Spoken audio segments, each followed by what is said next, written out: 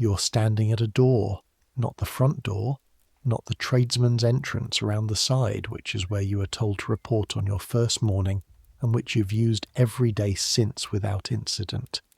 This is the alley gate, the narrow studded door set into the back wall of Lord Carrington's property, the one that opens onto the court between his garden wall and the tanner's yard next door. You've been standing here for close to 3 hours. You know this because St. Clement Danes rang the quarter bell 6 times since you arrived, and because your feet are soaked through the soles of your shoes, and because a dog that was investigating the base of the wall when you arrived has long since found better business elsewhere. This smell coming from the other side of that door is extraordinary. Not extraordinary in the way that word usually travels. Not beautiful, not pleasant, extraordinary in the way that makes your body do things without consulting you first. Your mouth filling with water, your throat tightening in a way that is not quite hunger, and not quite longing, but is somewhere between both, in the territory where your body has stopped pretending it doesn't notice. Roasted meat, that's the loudest note. Rich and deep. The smell of something that has been on a fire since yesterday and has had time to settle into itself, to become more than the sum of its parts. You have smelled roasted meat before. There was a cook shop on the high street back in your village in Kent Ainsford that did a spit of beef on market days, and the smell could pull you across the square like a hand on your collar. This is not that smell. This is meat cooked by someone who has been thinking about fire for 30 years. This is meat that has been cared about. Underneath the meat, something sweet and complicated. Not honey, sharper than honey, more interesting. Dried fruit cooked down with wine and something you don't have a name for yet. And under that, bread. White bread. Fine milled. The kind of bread that doesn't exist in Ainsford except as a rumour. Manchet. The word itself was strange in your mouth the first time you heard it, like a word in another language that has been living in English just long enough to stop being noticeable. Under everything else, the bass notes, the kitchen drain, the rendered fat of 40 cooking fires, tallow candles, these are just the foundation. Your nose has learned in 7 months of this work to sort through them. You are waiting for the gate to open. When it does, there will be food on the other side, not for you. Let's be clear about that right now, because clarity about this particular fact is one of the things this year has been teaching you with great consistency. The food inside that gate was prepared for a man named Henry Carrington, Baron Carrington, who ate it last night at a table whose cloth alone cost more than your father will earn in the next 3 years. The food was made by a staff of 12 in a kitchen that has barely slept in 4 days. It was carried upstairs on silver-edged dishes by men in livery, arranged with a precision that you have now seen with your own eyes, and still cannot entirely believe happens in the actual world. Lord Carrington ate some of it, the rest came back, and this morning what came back is going to come through this gate, and when it does, you'll be standing here, and behind you 40 or 50 other people are already waiting, which is a thing worth sitting with for a moment before we go any further into this. But we're moving ahead of ourselves. You've been in London for 7 months.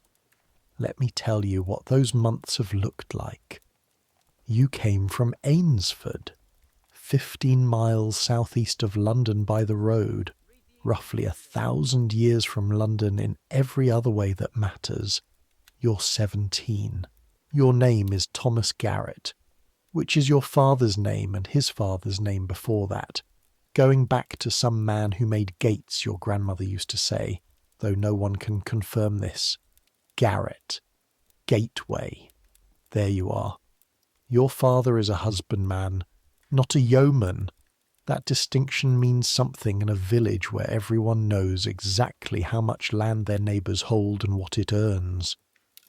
A husbandman rents the land he works, which means that in years when the harvest is thin, the rent is still due, and those two facts line up in a way that produces a particular kind of arithmetic that your father has been doing in his head since before you were born.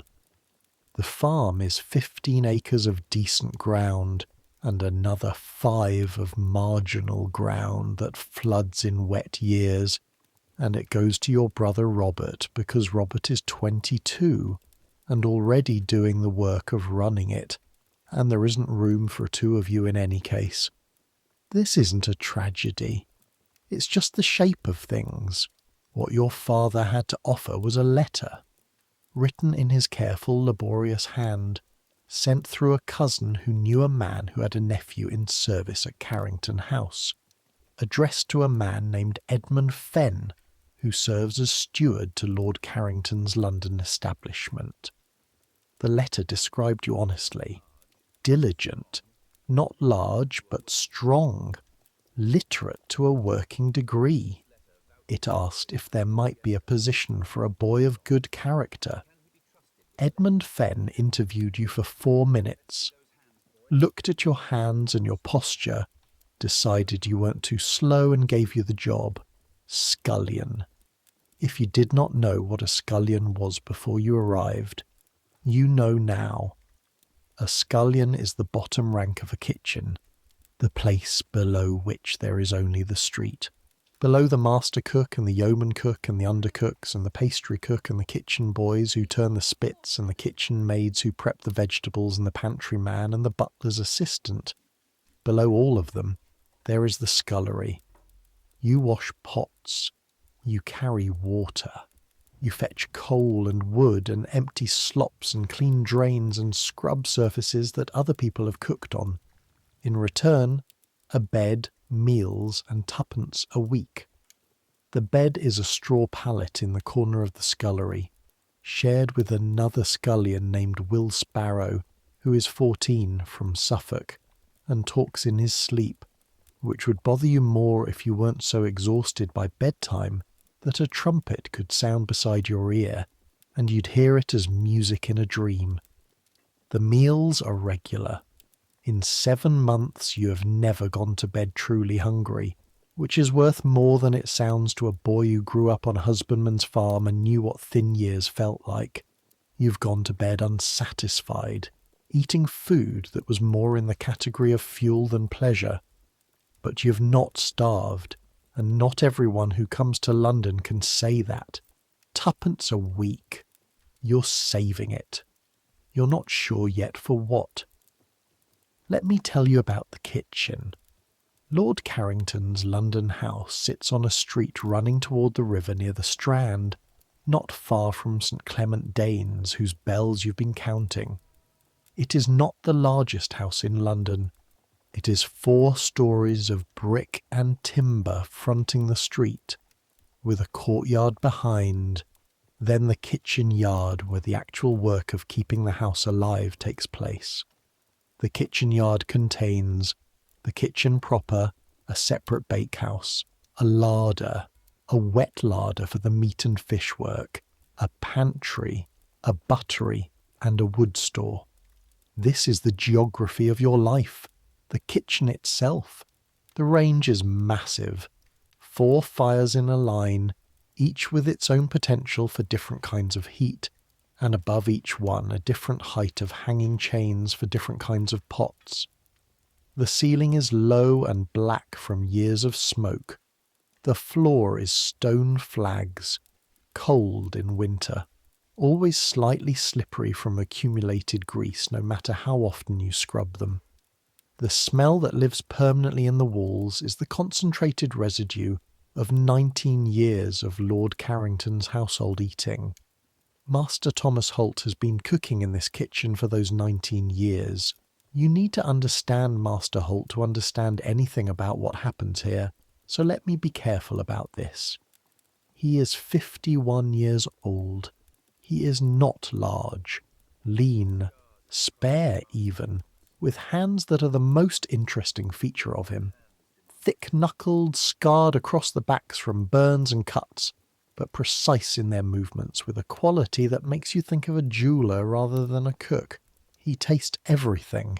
He will take a long-handled spoon to a sauce that's still on the fire and stand with the spoon in his mouth for a moment, eyes slightly unfocused, calculating, and then he'll say one word, pepper, or verjuice, or just again, and whoever made the sauce will understand the instruction and act on it.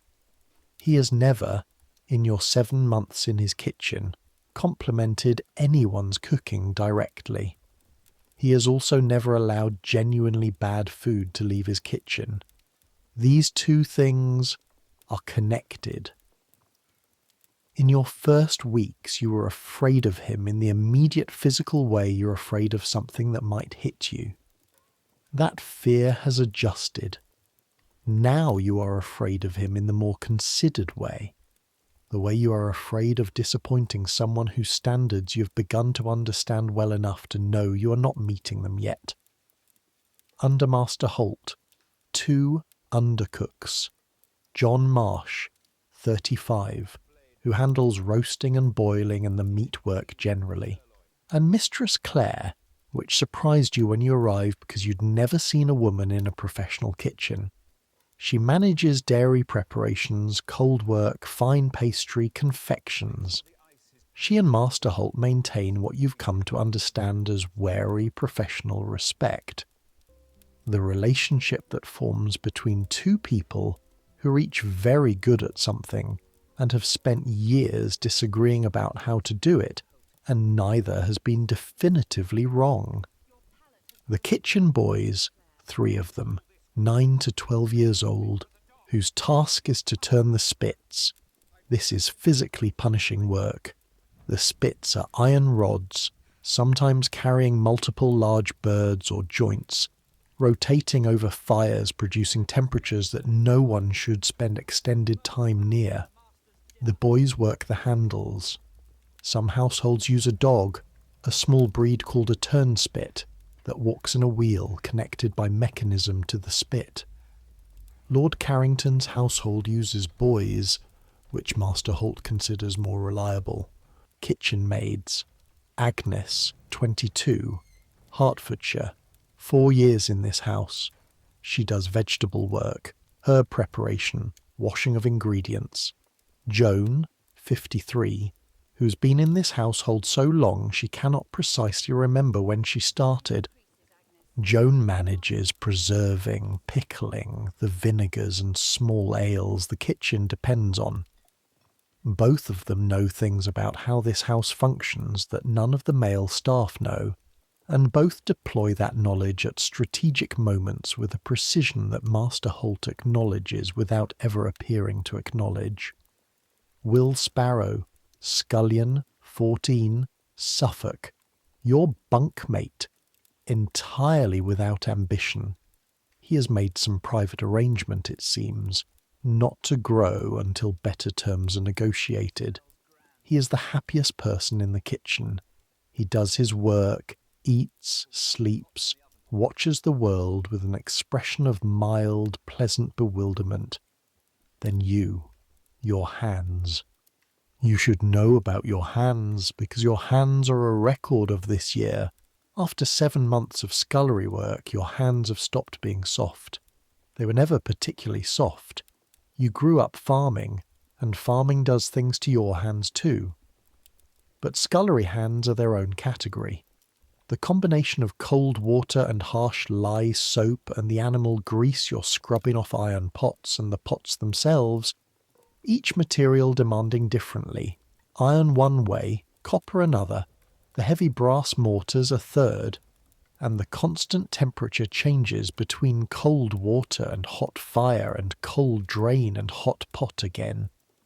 Your hands have cracked, along the knuckles, across the palms in thin, sharp lines that close overnight while you sleep and reopen within 20 minutes of starting work each morning.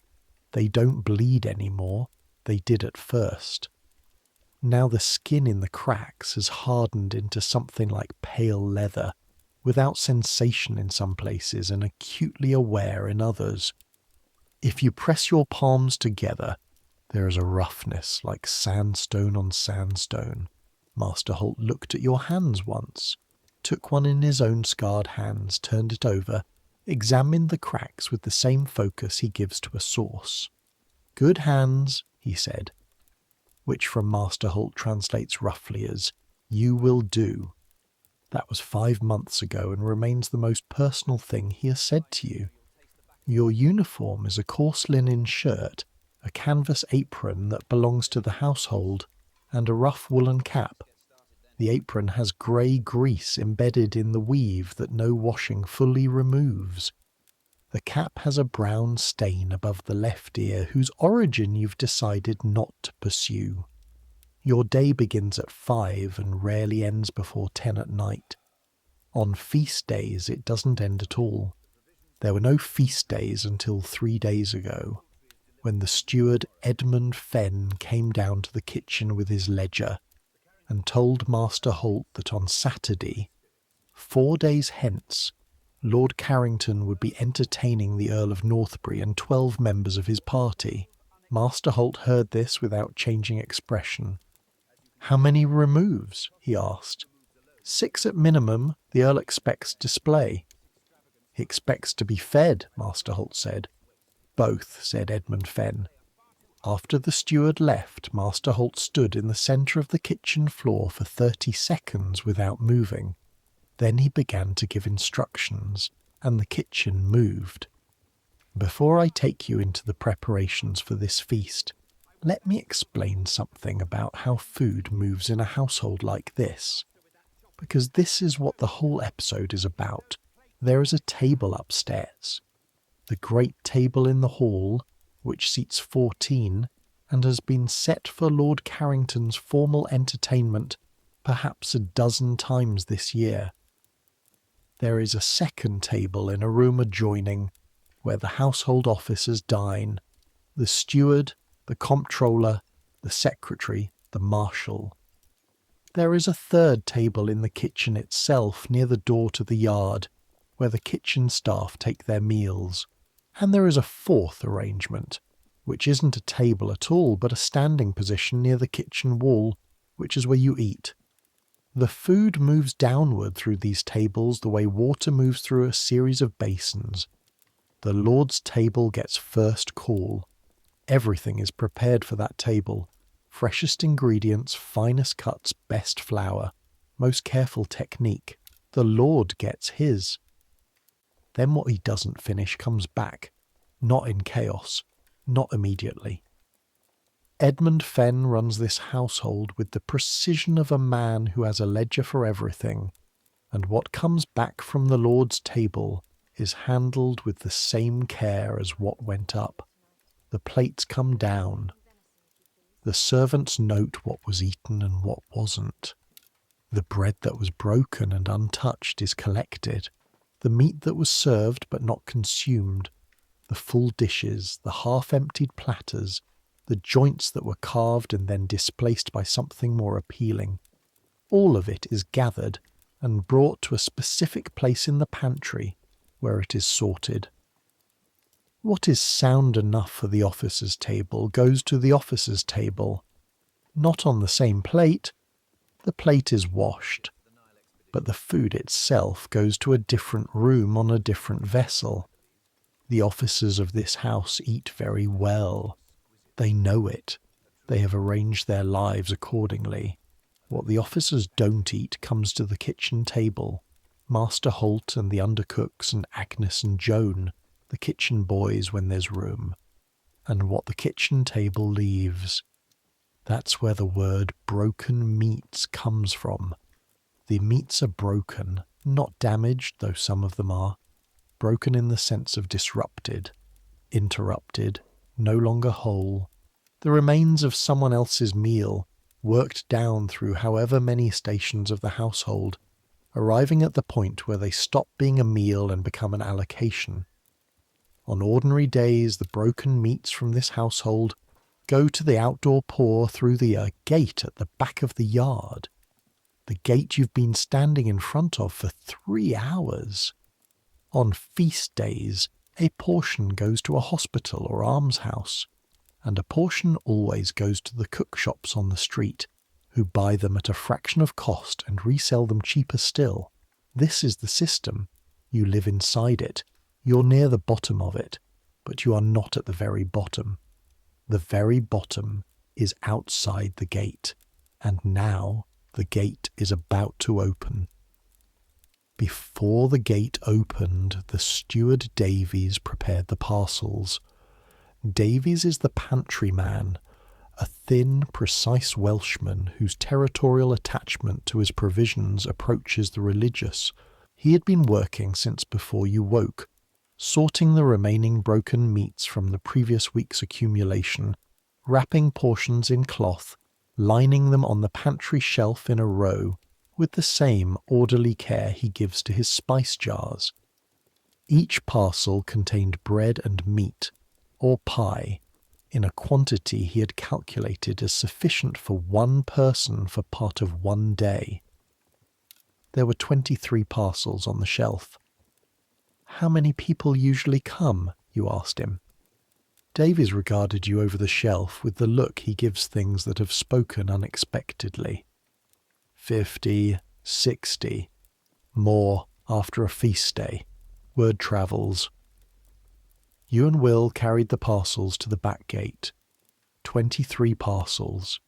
Enough for each of you to carry them in 2 arms' worth with some arrangement required. Will opened the gate.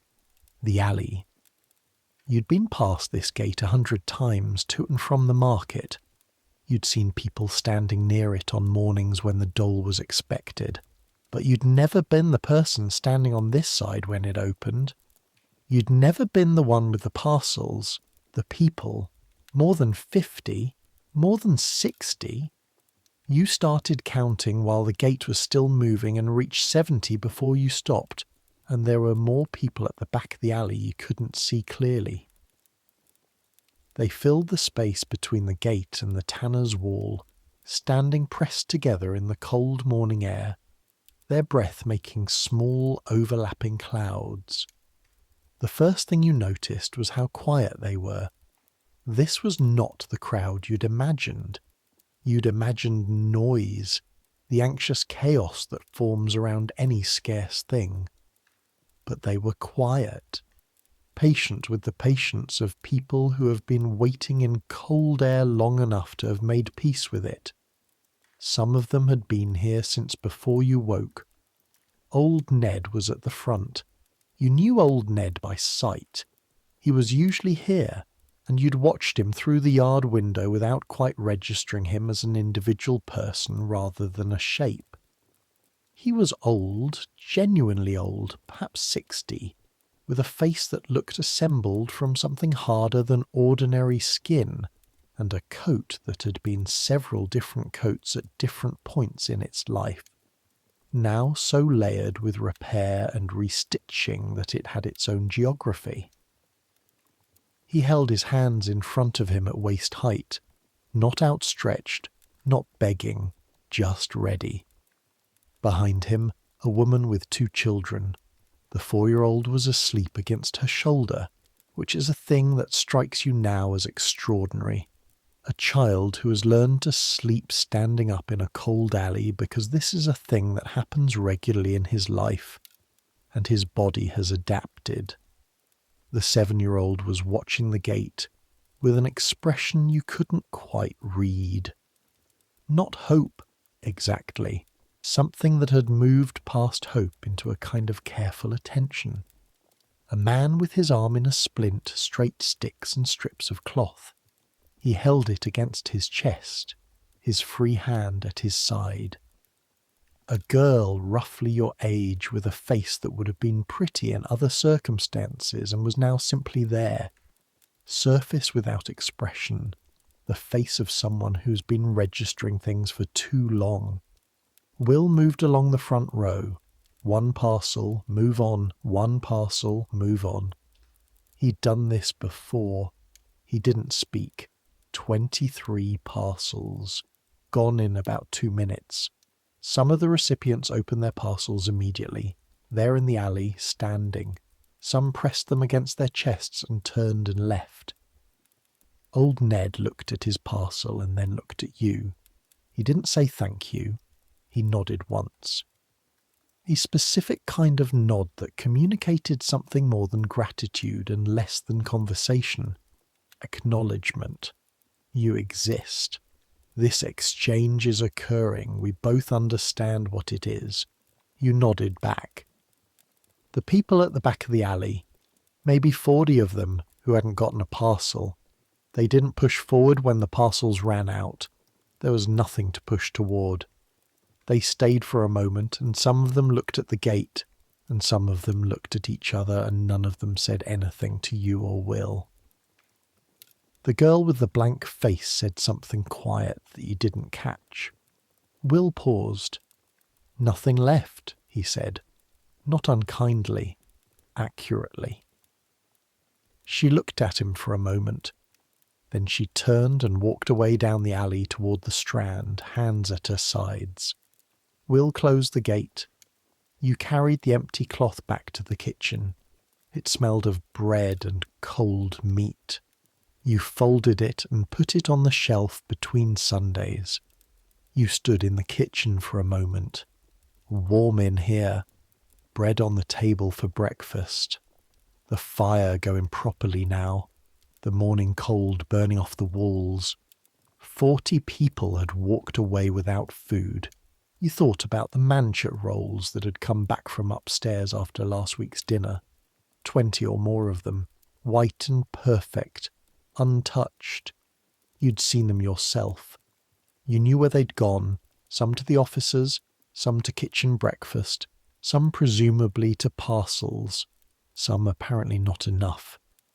You picked up a piece of bread from the kitchen table, maslin, dark and dense and slightly sour, kitchen bread, the bread of people at your level of this household. You ate it standing by the kitchen wall, watching the fire. The pantry had white bread. The pantry had the manchet, the fine bread of display. The pantry was also locked. You ate the dark bread. You were warm. You had food. 40 people had just walked away.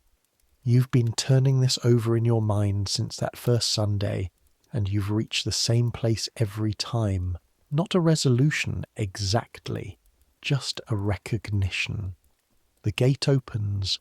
The parcels run out. The system doesn't promise everyone. The system promises the people it decides to include. The rest is outside the gate. This is not new. This has been true as long as gates have existed. But you are standing at the gate now, and you are on the inside. That used to feel like safety. Now it feels like something more complicated. Now let me take you back 4 days, to the Monday when everything in this kitchen changed. The feast for the Earl of Northbury. Let me tell you how a great household kitchen transforms itself for a feast of this kind, because the transformation is something you didn't believe was possible until you lived inside it, and even now, having lived inside it once, it still seems slightly improbable. Monday morning, Davies unlocked the pantry. This is not something he does lightly. The pantry, in a household like this, is where the status lives. This is the room containing the spices. Let me explain what that means in 1592.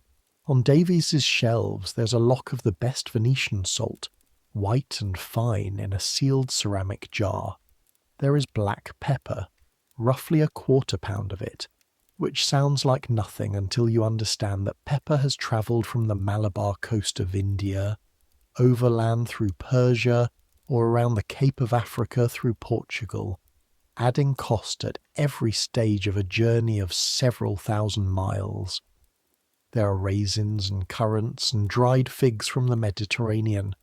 There is ginger root, dried, in a stoppered jar. There are small labelled jars of mace and nutmeg and cloves and cinnamon. There is saffron in a box separate from everything else. 50 or 60 threads of dried crocus stamen, each one picked by hand. The combined weight of them less than a sixpence. The combined value of them more than you earn in a month. The colour when you steep saffron in warm water is extraordinary. Not quite yellow, more like the inside of a candle flame.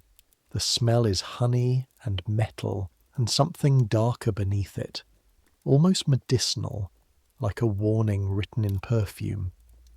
Davies produced the saffron for Master Holt with the expression of a man handing over a firstborn. That was Monday. Tuesday was the meat. Lord Carrington's household has a butcher who comes to the house when there is work. His name is Jacob. He arrives with a boy carrying tools in a leather bag, and they work in the wet larder with a speed and quiet that you find impressive and slightly unsettling. The wet larder is a stone-floored room with a drain, and after Jacob has been in it, the drain runs a specific colour. On Tuesday, 4 fat capons arrived alive in a crate and left in pieces. 2 legs of mutton came down from the cold store where they'd been hanging since last week. A joint of beef was selected from the larder, already salted and dried, needing reconstitution before it could go on the fire. A calf's head came from the market. You were the one sent to fetch it, carrying it back from the shambles in a sack. The shambles on a Tuesday morning in November is not a place you'd choose to visit recreationally. The smell of it sits on your clothes for hours afterward, and you can taste it in the back of your throat for longer still. The calf's head looked at you through the sacking in a way that a severed head philosophically should not be able to look at anything. You carried it to the wet larder. John Marsh dealt with it. That is all you will say about that. Meanwhile, in the bakehouse, Robert Time, the pastry cook, small, anxious, whose anxiety scales in direct proportion to the importance of what he's baking, had been up since 4 with flour to his elbows. The bread for a feast is not ordinary bread. Manchet requires wheat flour sifted through fine bolting cloth to remove bran and coarser material, worked with yeast and salt and water at the right temperature, formed into rounds of exactly the right weight, baked in an oven whose temperature Robert Time judges by holding his hand inside it for a specific number of seconds. He can tell you, from the pane alone, whether the oven is running right. For the kitchen staff, cheat bread. Still good. The second bolting of the flour, perfectly nourishing, but cheat, not manchet. For you and Will, maslin, mixed grain, dark, dense, slightly sour, honest. You don't think about the manchet much, you think about it a little. Wednesday, the cooking began in earnest. Master Holt had been awake since before you arrived, which means since at least 4. There was no sign of this on his face or in his hands. He stood at the central prep table with his list, actual handwritten list, his compressed precise script, and moved through the kitchen, station to station, giving instructions. To John Marsh, the beef joint goes on at 10 and comes off when he says so, not when the clock says so. The capons at noon, the mutton can wait. To Mistress Clare. The marchpane subtlety needed finishing today so it could set overnight. The creams, made in the morning, kept cold. To Robert Time. The pastry coffins for the pies ready by noon. To Agnes. Peas for the pottage, herbs, onions. Roses from the garden for the rosewater. To Joan. Vinegar for the sauces.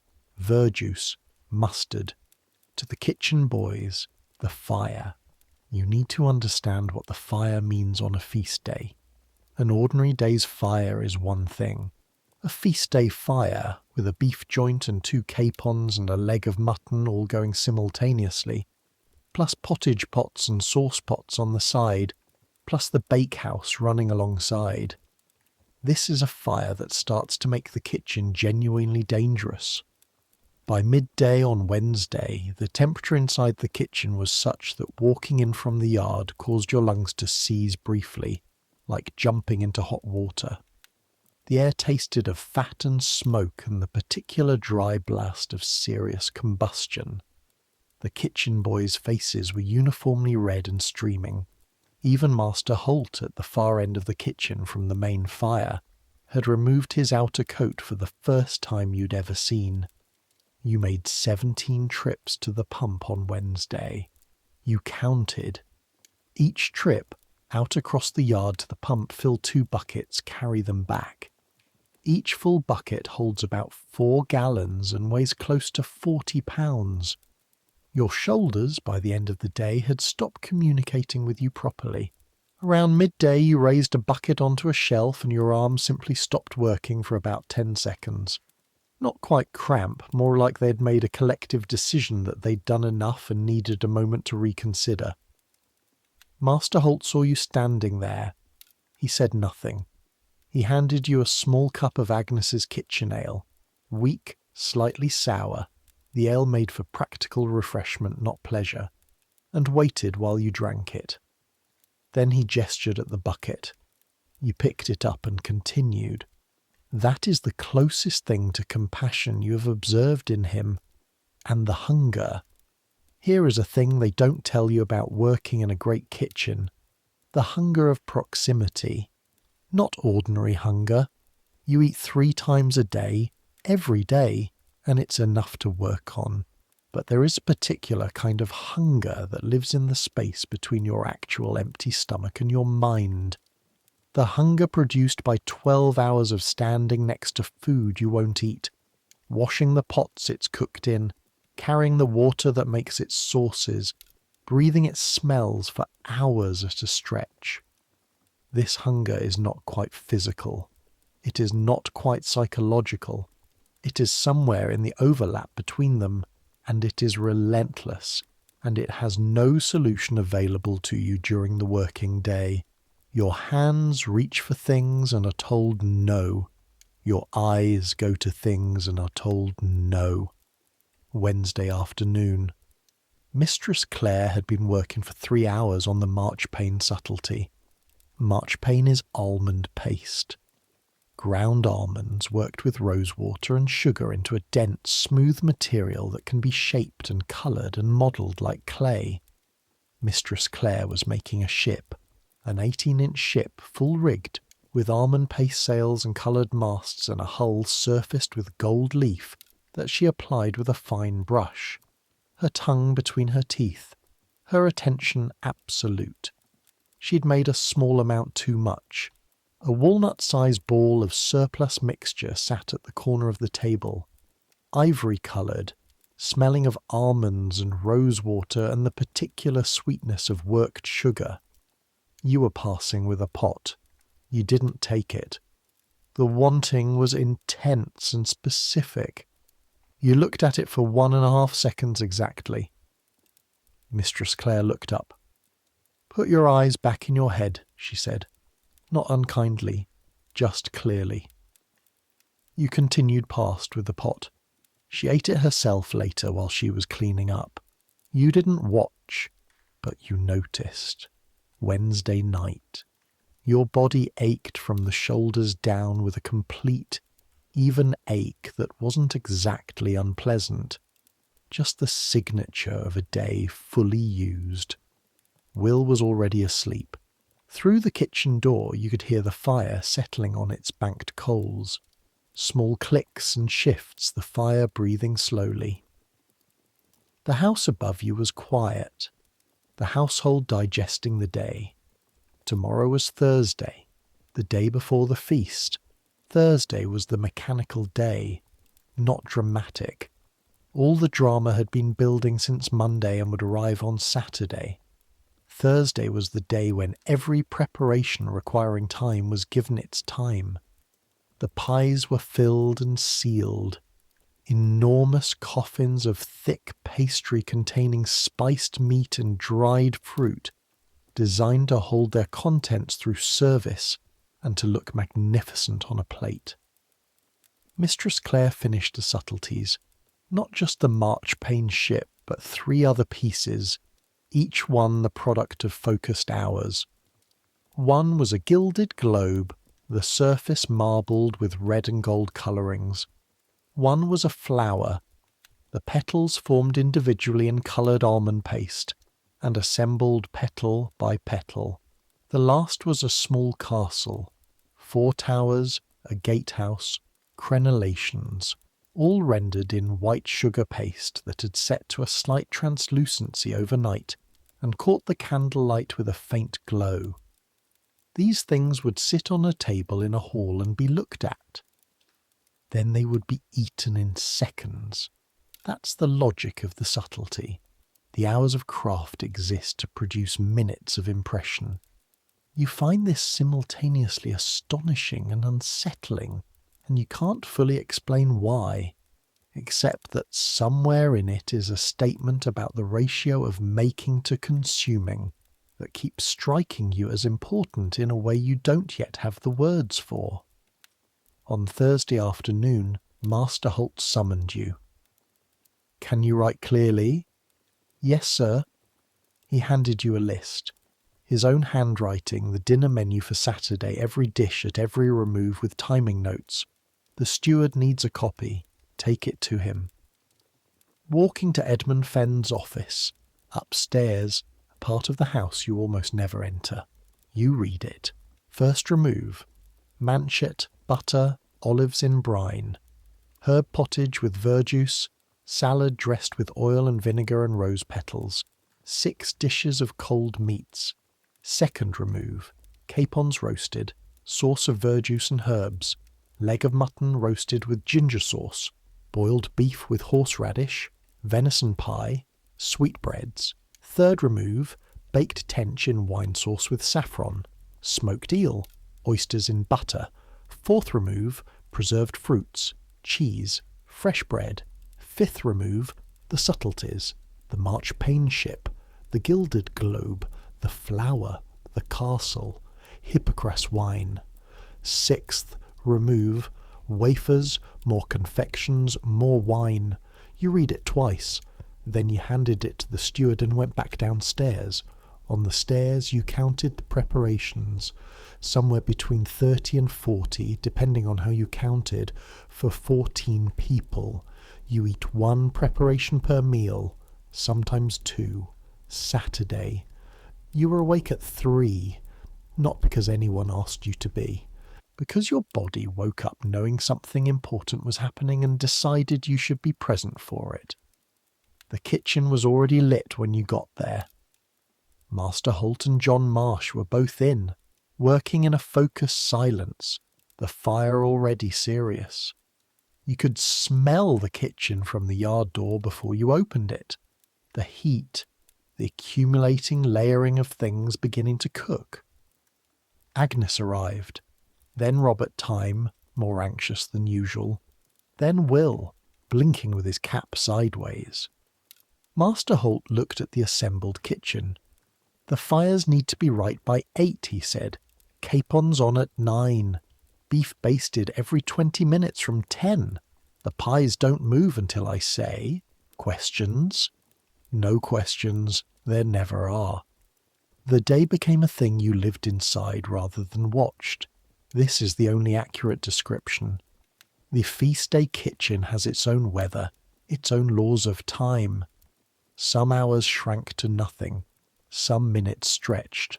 The temperature built from cold at 3 to warm at 7 to hot at 9 to, by noon, a heat that seemed to have baked into the walls themselves, the stone holding it and radiating it back. You carried water, you carried coal, you fetched things from the larder and took them back when they were needed elsewhere. You cleaned things that had been used and needed cleaning before they could be used again. Your shoulders stopped complaining around 10 and started again around noon, and by mid-afternoon had achieved a state of continuous protest that you were working hard to ignore. Around the time of the second remove, one of the table servants came to the kitchen. The table servants are a different world from the kitchen staff. Better dressed, better spoken, cleaner necessarily, because they appear before the Lord and his guests. They carry themselves with the posture of people who understand that their function is visible, that they exist in the part of the house that matters to the outside eye. This table servant approached you specifically. The steward says they need water in the hall. Take a ewer. You looked at Master Holt. Take the boy, Master Holt said. You were given a silver-chased ewer filled with fresh cold water from the pantry barrel. Not the kitchen pump, the pantry barrel, which is a distinction you now understand. You followed the table servant up the stairs. You had been in the house for 7 months. You'd been up these stairs exactly twice, both times delivering messages. You'd never been inside the hall. The hall! Large. Large in a way that did something to your stomach because you had never been in a room this large indoors, and the scale was disorienting. The ceiling perhaps 20 feet up, plasterwork in geometric patterns, floor tiles in black and white, walls hung with tapestries depicting hunting scenes in colours still vivid despite obvious age. The table, 14 people around it, which you couldn't properly count because you were not supposed to look at them. Cloth of white and silver on the table. Beeswax candles, not tallow, beeswax burning clean without the dirty yellow smoke of kitchen candles. The silver serving dishes of the current remove, the fish course, arranged down the centre. And the smell. The smell in the hall was the kitchen smell transformed. The heat and grease and effort were gone. What remained was the essence, the saffron, the wine, the spices, the roses, distilled, refined. This is what the food smells like when you take it out of its context of making and place it in its context of being received. You walked along the wall to the side table. You did not look at the guests.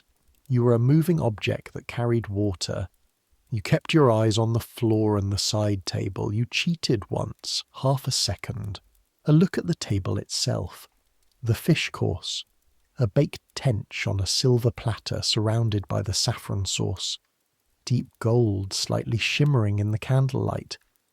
The whole surface of the fish decorated with arranged herbs, creating something architectural.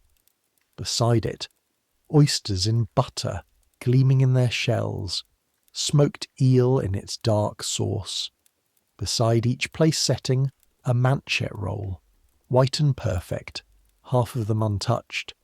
You set your ewer on the side table and walked back out. In the stairwell you stopped, your back against the cold stone.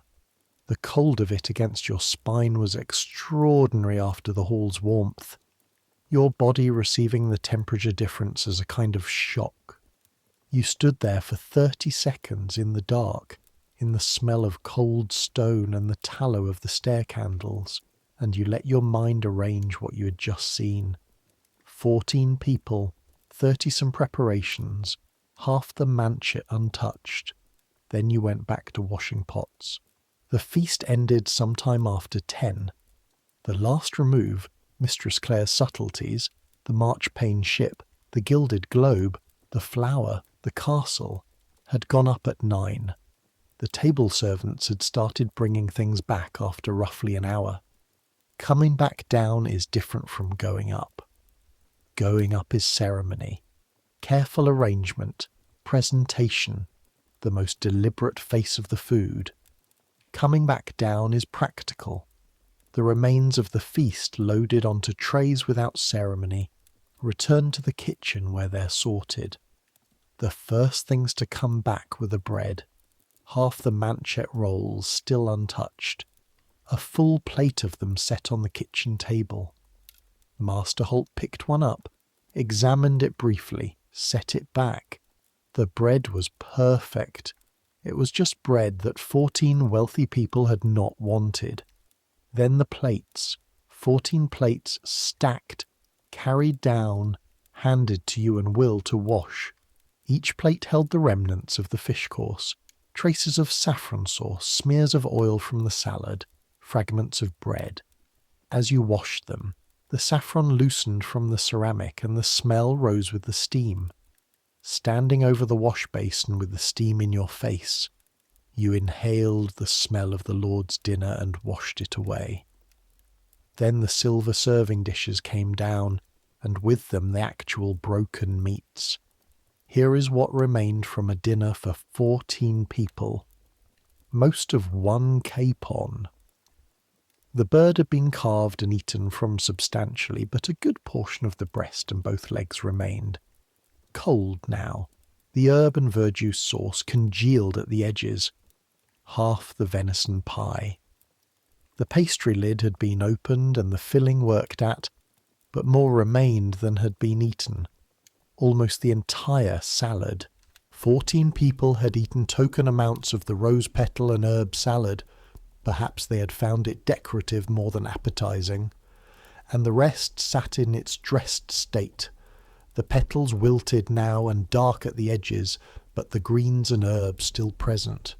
Several smoked eels, untouched, still in their dark sauce. 2 of Mistress Clare's smaller subtleties, not the marchpane ship, which had been deliberately broken apart and distributed as the evening's final sweetmeat, but the gilded globe in the castle. The globe had a piece taken from one side. The castle was intact, bread, the untouched manchet rolls, more than 20 of them, and wine. 2 jugs of hippocras, the spiced wine served at feast's end, with perhaps 2 inches left in each. Not enough for a cup apiece among the kitchen staff, enough for a careful mouthful each. Master Holt moved through the returned food with his usual precision. He noted what was sound, what needed to be used that night or the next morning, what could wait. He set aside the portions designated for the officers' supper tomorrow. He arranged what remained on the kitchen table. Then he looked at the kitchen staff. "Eat," he said. "You will remember that word for a long time. Eat. 7 months of watching food go upstairs. 7 months of supper from the kitchen's own stores. Pottage, maslin, saltfish when there was saltfish. 7 months of smelling things that were going to other people. And then, eat." You sat at the kitchen table. Actually sat, which doesn't happen during the working day. You stand, you work, you eat quickly at the wall when there's food available. But for this, after a feast, when the work is done, there is sitting. Will sat beside you, Agnes across. Joan had already gone to her room. At the end of the table, Master Holt, with a small cup of hippocras, sitting not like a man who has been awake for 19 hours, but like a man taking a moment. In front of you, a plate Master Holt had assembled, a piece of the capon, a portion of venison pie, bread. The bread was manchet. You picked it up. The weight was wrong initially, lighter than bread should be, a wrongness that resolved immediately into a rightness once you understood that the wrong was your expectation, not the bread itself. This was what bread became when bread was made by someone who understood flour and water and time the way Master Holt understood fire. Lighter, more yielding, the crust barely a crust, the whole thing softening under your fingers with a quality that felt engineered. Because it was engineered. You broke it open. The crumb was pale, almost white, fine-grained and even without the large holes or irregular texture of maslin. The smell was clean wheat and working yeast and something faintly sweet that might have been the character of the grain itself. It smelled like the idea of bread rather than bread's ordinary fact. You ate it with a piece of the capon. The capon was cold. It had been extraordinary once. Hours ago, fresh from the fire, at exactly the point Master Holt had been working toward all day. Now it was cold, the sauce set. The texture shifted from what it had been when the dish went upstairs. But even cold, even hours from the fire, even reordered by time and temperature and the disruption of service and return. There was a flavour in the sauce that you couldn't identify. You've smelled all the spices in Davies's pantry. You know ginger and pepper and the clean tartness of verjuice. But there was something else in this sauce, something that pulled the other flavours together and made them more than themselves, and you didn't know what it was. You'd ask Agnes tomorrow. She would tell you, Ginger added twice, once while the sauce cooks for depth, once after it comes off the heat for brightness. He always does that, she'd say. The second one you taste first, the first one you taste later when you think you've finished. You ate slowly. Not because you weren't hungry. You were hungry in 7 different ways. But eating slowly was giving you something. Not information, something more like proportion. An understanding of the distance the food had travelled from its first fire to your plate. The hall, the platter, the stairs, the kitchen table, your hands. The same substance, moving through entirely different worlds. You reached for the gilded globe. Mistress Clare had spent 3 hours on this. The gold leaf had been applied section by section with an artist's patience. The marbling of red and gold underneath had been achieved through some technique involving coloured rosewater and careful brushwork that you hadn't been able to follow while doing your own work. You bit into it. Ground almonds and sugar and rosewater, shaped and gilded, but transformed by what had been done, the sweetness and the almond and the rose all present, all recognisable and somehow more than themselves. This was a thing made to be tasted, not to fuel, not to satisfy, to be experienced for the duration of a single mouthful in a way that is complete and finished and gone. You sat there for a moment after. The kitchen was quiet. The fire was low. The yard window showed only darkness. This was someone else's leftovers. Food made for someone else, served to someone else, returned from someone else's table, and given to you last of the household who had any claim on it. You were at the bottom of the chain in this building. Below you tomorrow morning would be the people at the gate, and yet this was the best food you had eaten in 17 years. You stayed with that thought. You didn't try to resolve it. It seemed important not to. The week after the feast had its own quality. The intensity of the preparations metabolized slowly into the ordinary kitchen days. The fires went back to ordinary size. The quantities returned to ordinary scale. The urgency that had been in everything for 5 days contracted back to the background urgency of competence rather than emergency. But some things had shifted. Agnes taught you something new almost every day without calling it teaching. She described things as she did them.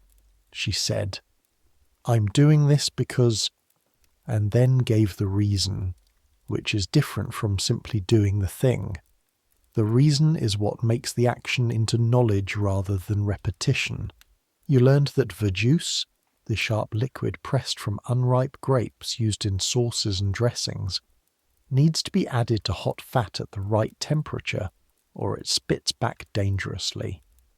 You learned that the difference between a fresh herb and an herb that is just past its best is visible in the stem first before the leaves.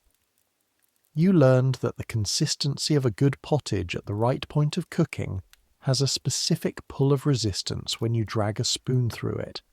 Not soup, not solid, something in between that requires judgment. None of this is your job. You wash pots, you carry water, but you are in the kitchen every day, and the kitchen is generous with what it will teach you if you pay attention. Master Holt noticed. He noticed in the way he notices everything, by not appearing to notice while missing nothing. One morning, sorting through the day's meat delivery with John Marsh, he looked up briefly in your direction. "The drain is clear." "Yes, sir." "The bread pans?" "Soaking, sir." A pause. "What did I put in the capon sauce?" You didn't hesitate. Ginger twice, sir. Once while it cooked, once after. A very long pause. Then you were paying attention, he said, and went back to the meat. That was all. But Agnes, who'd been nearby, caught your eye over the pile of herbs she was washing. She raised one eyebrow, barely. You looked away before either of you had to deal with the fact that this had been a significant moment. The social geography of this kitchen is intricate. You're learning it the way you learn the geography of Ainsford, incrementally, by making small errors and noting the corrections, by watching what happens when you act one way versus another. Master Holt's silence has at least 3 distinct meanings depending on which direction he's facing. Davies's willingness to open the pantry before being formally asked is a barometer of the week's mood. Agnes takes her break between the morning preparation and the dinner service, and during this time she is not to be interrupted with anything short of fire. Joan, who has been here longest, is a different kind of knowledge entirely. She doesn't teach.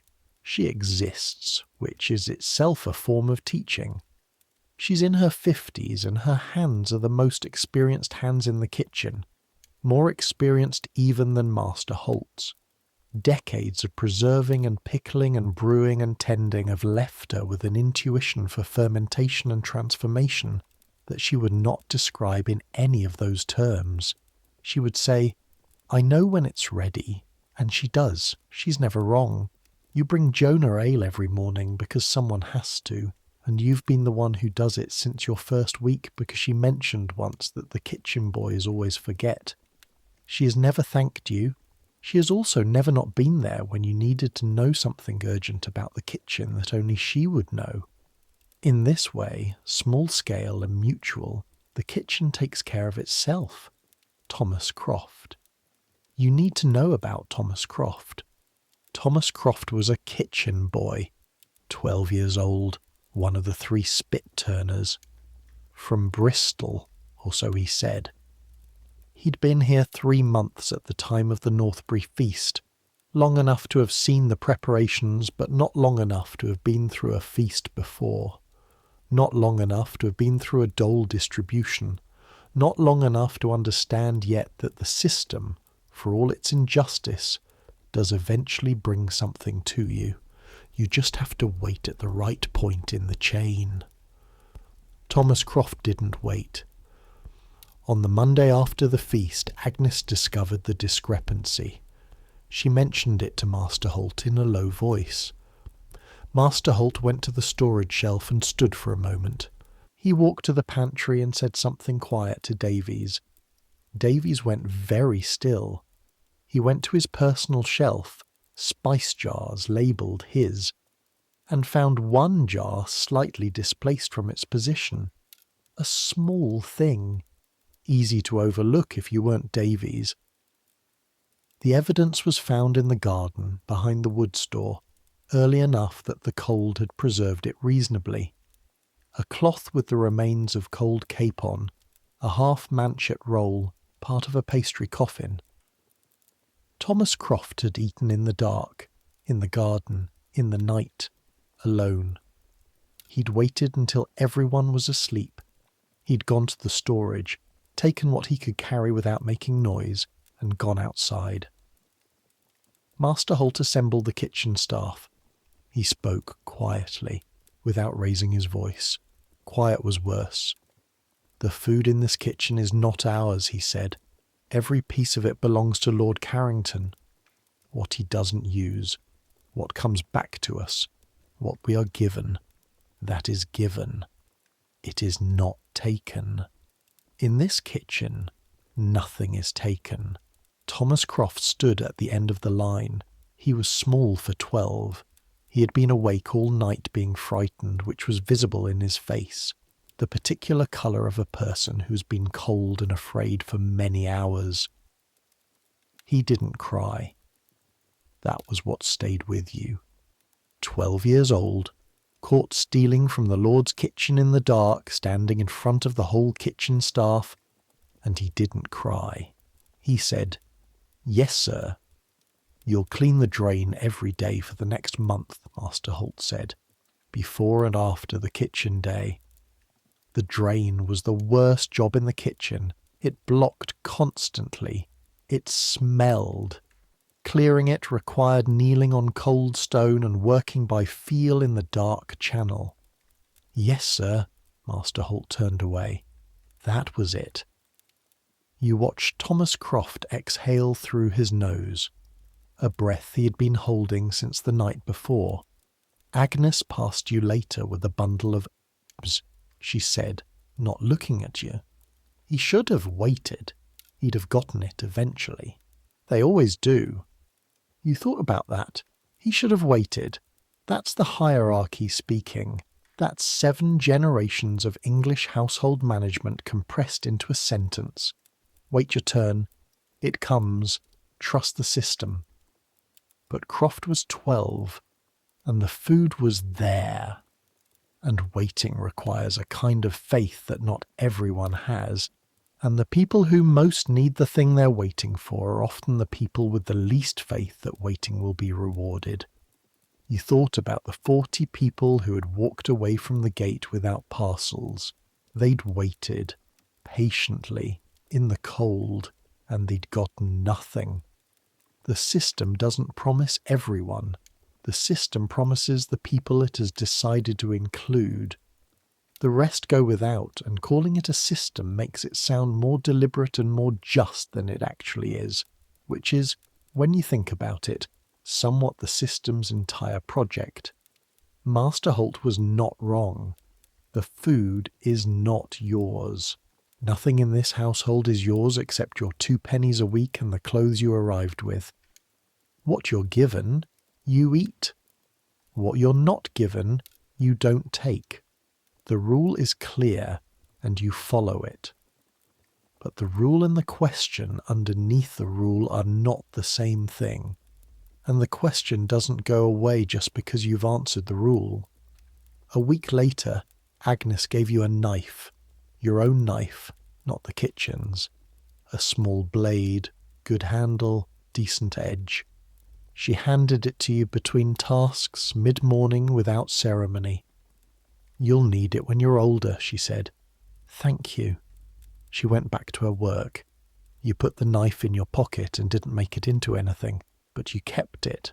You kept it through everything that followed, and you have it still in the pocket of the coat you arrived with. And sometimes when you put your hand in your pocket and feel the handle, you think about that moment. The morning light in the kitchen, the smell of whatever was cooking, Agnes not looking at you, handing you a knife. Some gifts are just gifts. Some gifts are a kind of recognition. You haven't fully decided which this one is. Now let me tell you what the cook shops were. On the Sunday afternoon of the dole, the same Sunday you'd watched the gate open and close and watched 40 people walk away, you went out into the city. Master Holt said you could. He said it without looking up, which is high praise. "Don't be back late," was the full instruction. You walked west along the Strand toward the city. London on a Sunday afternoon in November is a specific atmosphere. The trading officially stopped, the street vendors theoretically absent, the roads quieter than they are on weekdays. Theoretically, officially, supposedly. London never actually stops. It adjusts. The people who need to sell things on Sunday do so with a slightly different body language, positioned to look occupied rather than trading, goods slightly less visibly displayed. The cook shops are not supposed to be open on Sunday. Some of them are open anyway, operating on the informal understanding that exists between certain establishments and certain authorities who prefer not to spend their Sunday afternoons in enforcement. You followed the smell. A cook shop smell is the descendant of the kitchen smell you've spent your week inside, but different in the way a copy is different from an original. The same constituent notes, roasting fat, bread, savoury steam, but in different proportions and with a more urgent quality. A kitchen cooking for a great household is cooking toward an occasion. A cookshop is cooking toward a person who is hungry right now, standing in front of you with a penny in their hand. The smell of a cookshop is commercial in a way the smell of a great kitchen isn't. It wants something from you. The shop was in a ground floor room with a half door open to the street, 2 iron pots on the fire, a board displaying the day's offerings in chalked letters, pottage with meat, 1 penny, piece of roast, 2 pence, bread, halfpenny, ale, halfpenny, and at the bottom, in smaller letters, slightly reluctant looking, broken meats from great house, halfpenny. You asked the woman at the counter about the broken meats. She studied you in the way she studied anything presented unexpectedly. From where? She asked, just asking what they are. She thought about whether this was a sensible use of her time. She decided it was, marginally. Depends on the week, she said. Sometimes mutton, sometimes fowl. Whatever the houses bring us Sunday mornings. The great houses nearby. We reheat if it needs it. Serve in the pottage or as it comes. A pause. It's good. The houses around here don't send us garbage. She was right in a practical sense. The great houses near the Strand, Lord Carrington's wasn't the only one, generated more broken meats than they could distribute through their own gates. The stewards of these households sold the excess to the cookshops at a price well below cost but not nothing. The cookshops reheated the food, mixed it into pottage or served it as secondary cuts, and sold it for a halfpenny to people who couldn't afford fresh meat, but could afford a halfpenny for a bowl of something warm and real. A chain. From the capon on Master Holt's fire to the silver platter in the candlelit hall, to the plate returned down the stairs to the kitchen table, to the parcel at the gate, to this pot in this shop, to the halfpenny bowl on the street. Each link in the chain reduced the food. Not in physical quality necessarily. Reheating doesn't destroy nutrition, but in what surrounded it. What the food meant at each stage. At the top, it meant wealth. It meant mastery. It meant the Lord's household communicating through the medium of food that it operated at a level where beauty was possible and waste was affordable.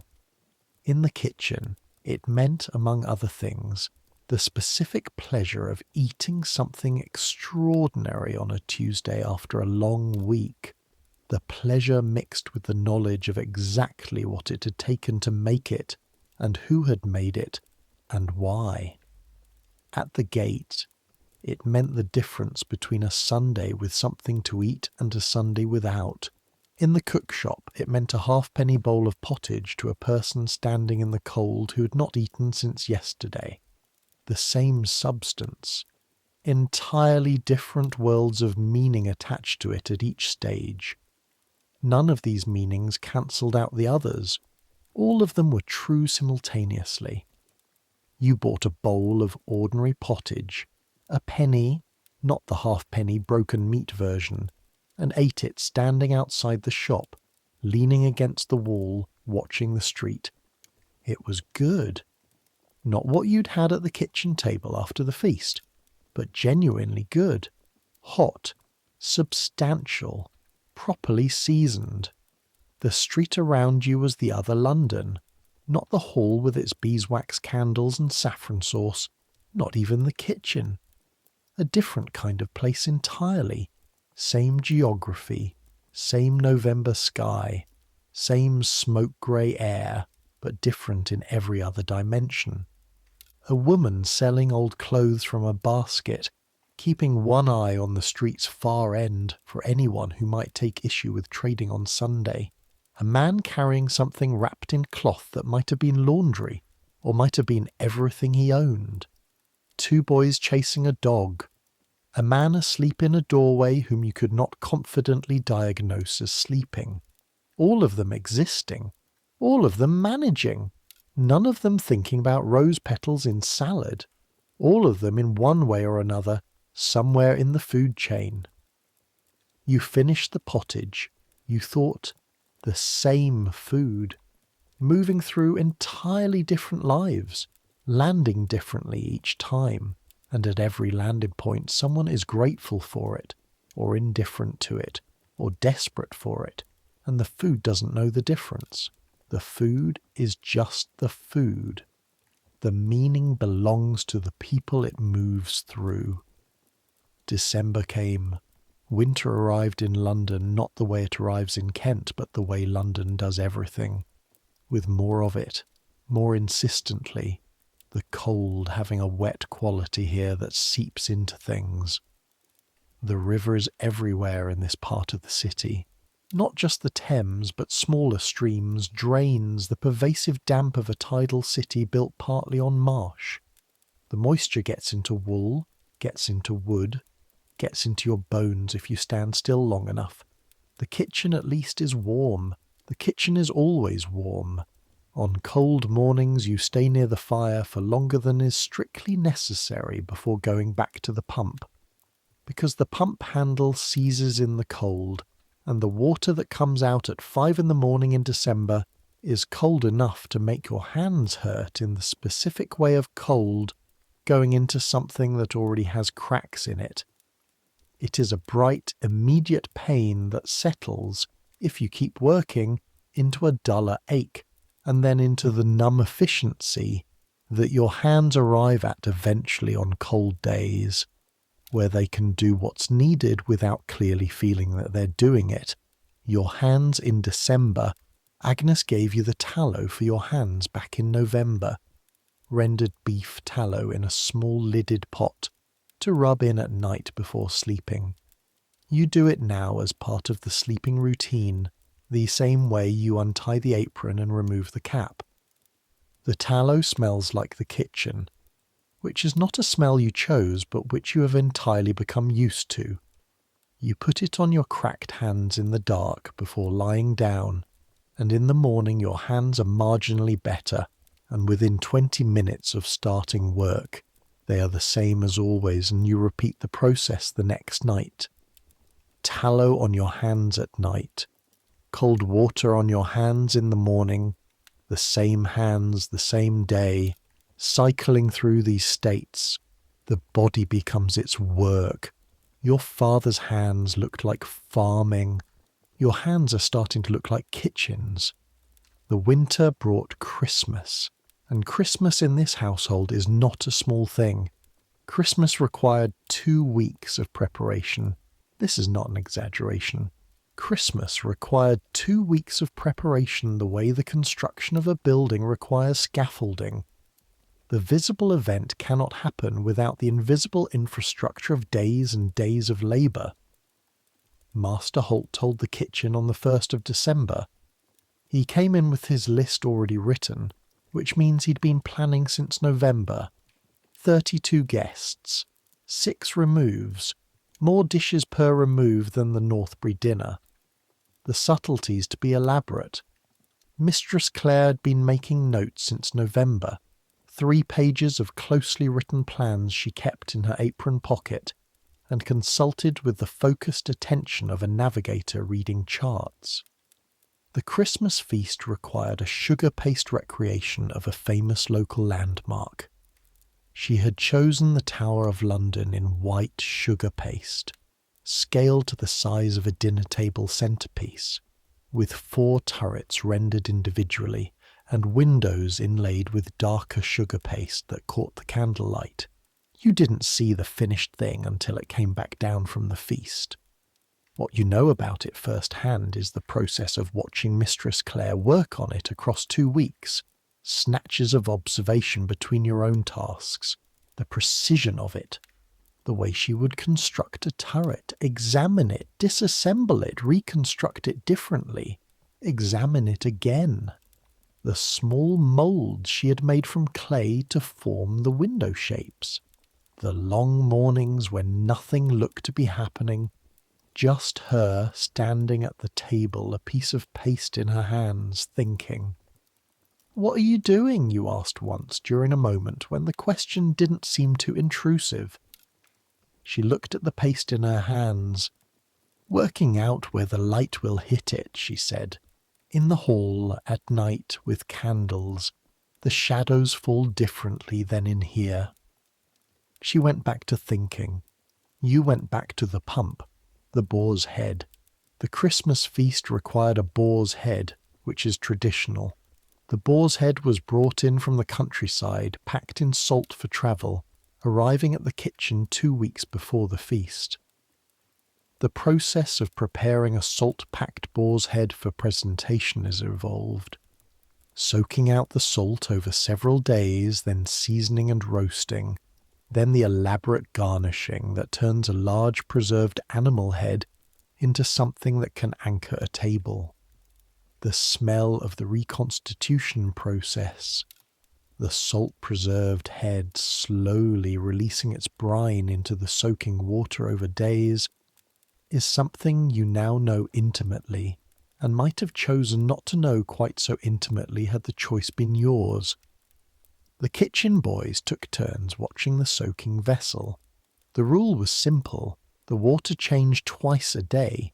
You changed it once because you were there at the hours when the boys were not, and because this was the kind of task that fell to whoever was present and didn't have something more specific to do. Soaking a boar's head at 5 in the morning in December in a cold kitchen, the brining water dark with released salt. This was your life. Robert Time's 12th night cake was a different category of anxiety from his ordinary baking anxiety. This was anxiety at the level of an actual event, a physical state you could observe from across the kitchen. The 12th night cake was a massive enriched loaf, dark with dried fruit and spices and sweetened with honey, baked with a dried bean and a dried pea embedded in the dough. Tradition held that the person whose slice contained the bean became king for the evening. The pea's finder became queen. The ritual was well known and expected. What was less well known, at least to you until this year, was that the placement of the bean and pea was not random. Robert Time positioned them during the formation of the loaf with considerable care, guided by a list from the steward indicating which positions in the loaf would be cut and served to which guests. The ritual of the 12th night cake is managed as carefully as everything else in this household. Chance does not eat at Lord Carrington's table.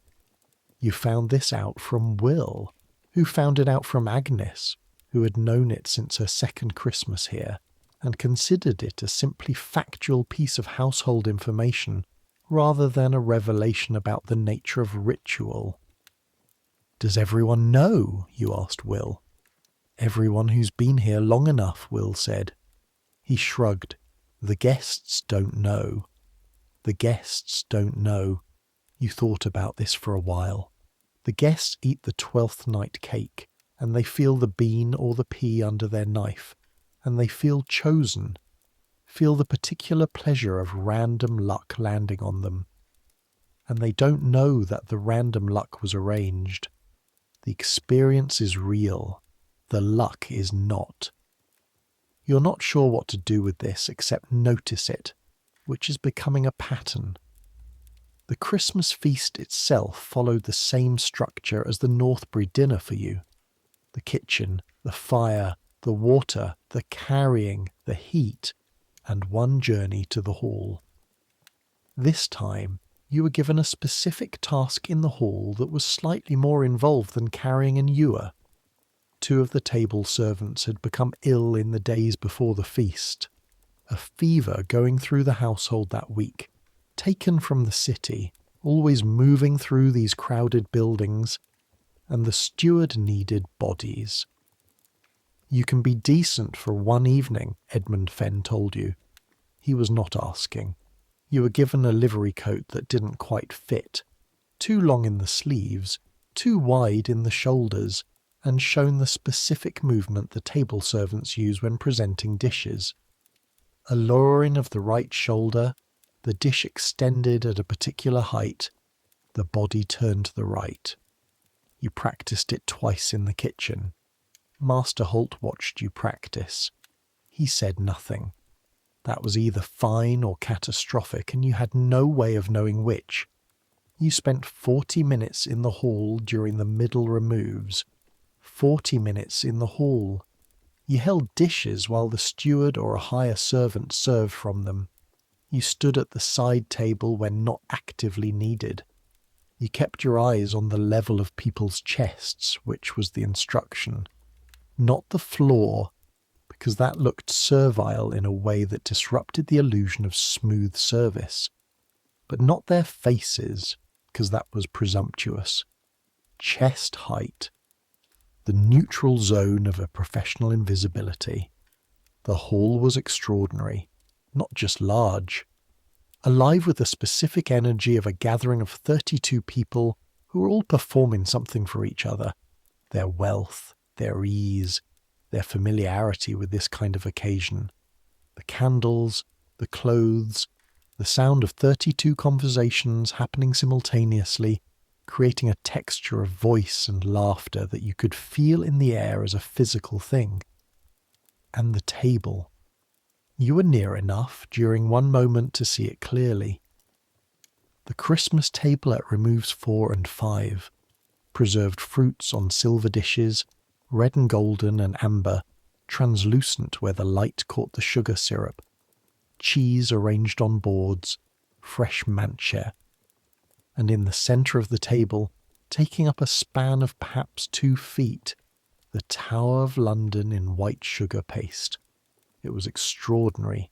The 4 turrets, the windows with their darker insets, the scale of it, sitting on the table like a declaration. Mistress Clare had worked the sugar paste to a surface finish so smooth it looked almost like marble in the candlelight. The shadows fell exactly as she had calculated they would. 32 people were looking at it. Some of them were complimenting it. You could hear the voices doing that, and the particular warm note of a compliment freely given. One woman was leaning toward it, examining one of the towers closely. A man was asking something about it, and the steward was answering. Mistress Clare was in the kitchen below. She had never been in this room. She would never be in this room.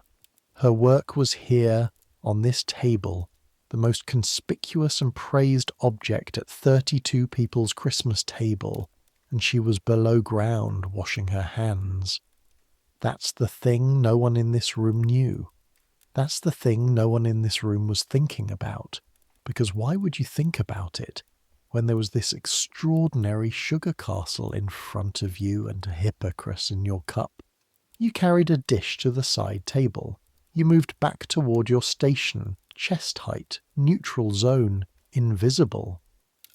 After the Christmas feast, when the broken meats came back down, there was something extra, a sealed ceramic cup, brown, wax-sealed at the top.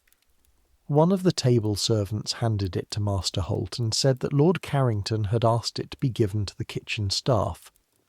Master Holt opened it. Hippocras, a full cup. Not the end of evening remnants, a proper portion, the kind served to guests. Spiced wine, cinnamon, ginger, the wine underneath warm and red, the spices still vivid from recent preparation. Master Holt divided it into 7 portions. Small portions, less than a full cup each. He handed them around. He handed you yours without comment. You held the cup, not a leftover, not what remained after the hierarchy had taken what it wanted. This was a gift, intentional, from the man upstairs toward the people downstairs who'd been awake for 2 weeks making his celebration possible. A small gesture, a cup of wine, divided 7 ways. But in the context of how this household normally moved, one direction, from upstairs to downstairs, and at each stage less, this gesture moved the other way, intentional, acknowledged. You drank it slowly. The warmth travelled from your throat downward. Cinnamon and ginger, the sweetness, the wine underneath. You were standing in the hot kitchen in a livery coat with sleeves too long. The fire was low, the feast was over. The 2 weeks of work had concluded. You felt something you decided to call pride, carefully, without making too much of it. Lord Carrington's hippocras, a mouthful of it, directed down. It tasted like being seen, briefly, from very far away. Agnes finished her cup. She set it on the table without comment. She began clearing the kitchen for the night. You took off the livery coat. You folded it and put it where you'd found it. You went back to being the person who washed pots. The next morning the ordinary kitchen day resumed, and you were glad. January. The cold became serious in January. The pump froze on 3 consecutive mornings, and on the 3rd morning you stood in front of it at 5 a.m., having already tried and failed twice, and the handle would not move, and you stood there in the dark yard with the frost on the cobbles and your breath making clouds, and you looked at the pump for a long moment. Then you went and found a kettle of hot water from the kitchen fire and poured it slowly over the pump mechanism, which thawed it enough to work. This took 12 minutes. You were 12 minutes late starting the morning water, Master Holt noticed. Pump froze, you said. He thought about this. Hot water, he said. I used hot water, sir. He looked at you. He nodded once. The next morning the hot water kettle for the pump was already on the fire when you arrived. Placed there by someone at some point in the night. Ready. You didn't ask who had put it there. You used it, and the pump worked, and you weren't late. Small efficiencies. The kitchen learning from itself, adjusting, improving on its own procedures, person by person, day by day. This is how a kitchen that has been running for 19 years under the same cook continues to function. Not through rigid instruction, but through this kind of accumulated, distributed intelligence. A kettle left by the fire, a shelf rearranged slightly. Agnes telling you something as she passes that you didn't ask for but needed. The body of the kitchen, knowing what it knows. You became part of that body, not a central part, not a distinguished part, a working part, a part with a function, but belonging. February brought Edmund. Edmund was the new scullion. 12 years old, quick-eyed, from somewhere north of London, brought by his father the same way you'd been brought. 4 minutes with Edmund Fenn, then the kitchen. He was afraid of fire. This is a difficult trait in a kitchen, and you recognised it immediately because you had been afraid of the kitchen in your first weeks, though your fear was more diffuse than his, a general overwhelmedness rather than a specific phobia. Edmund's fear of fire expressed itself as a careful distance-keeping, a slight backward lean when near the range, a hesitation before feeding the fire that was visible enough that the kitchen boys noticed, and would have mocked it if you hadn't said something. Leave him, you told them, without explaining yourself. They were 9 and 10, and something in your tone worked. You spent 2 days showing Edmund the scullery. You showed him the drain. You showed him the pump and the frozen morning procedure. You showed him which pots required which treatment and how to carry 2 full buckets without losing water to slosh.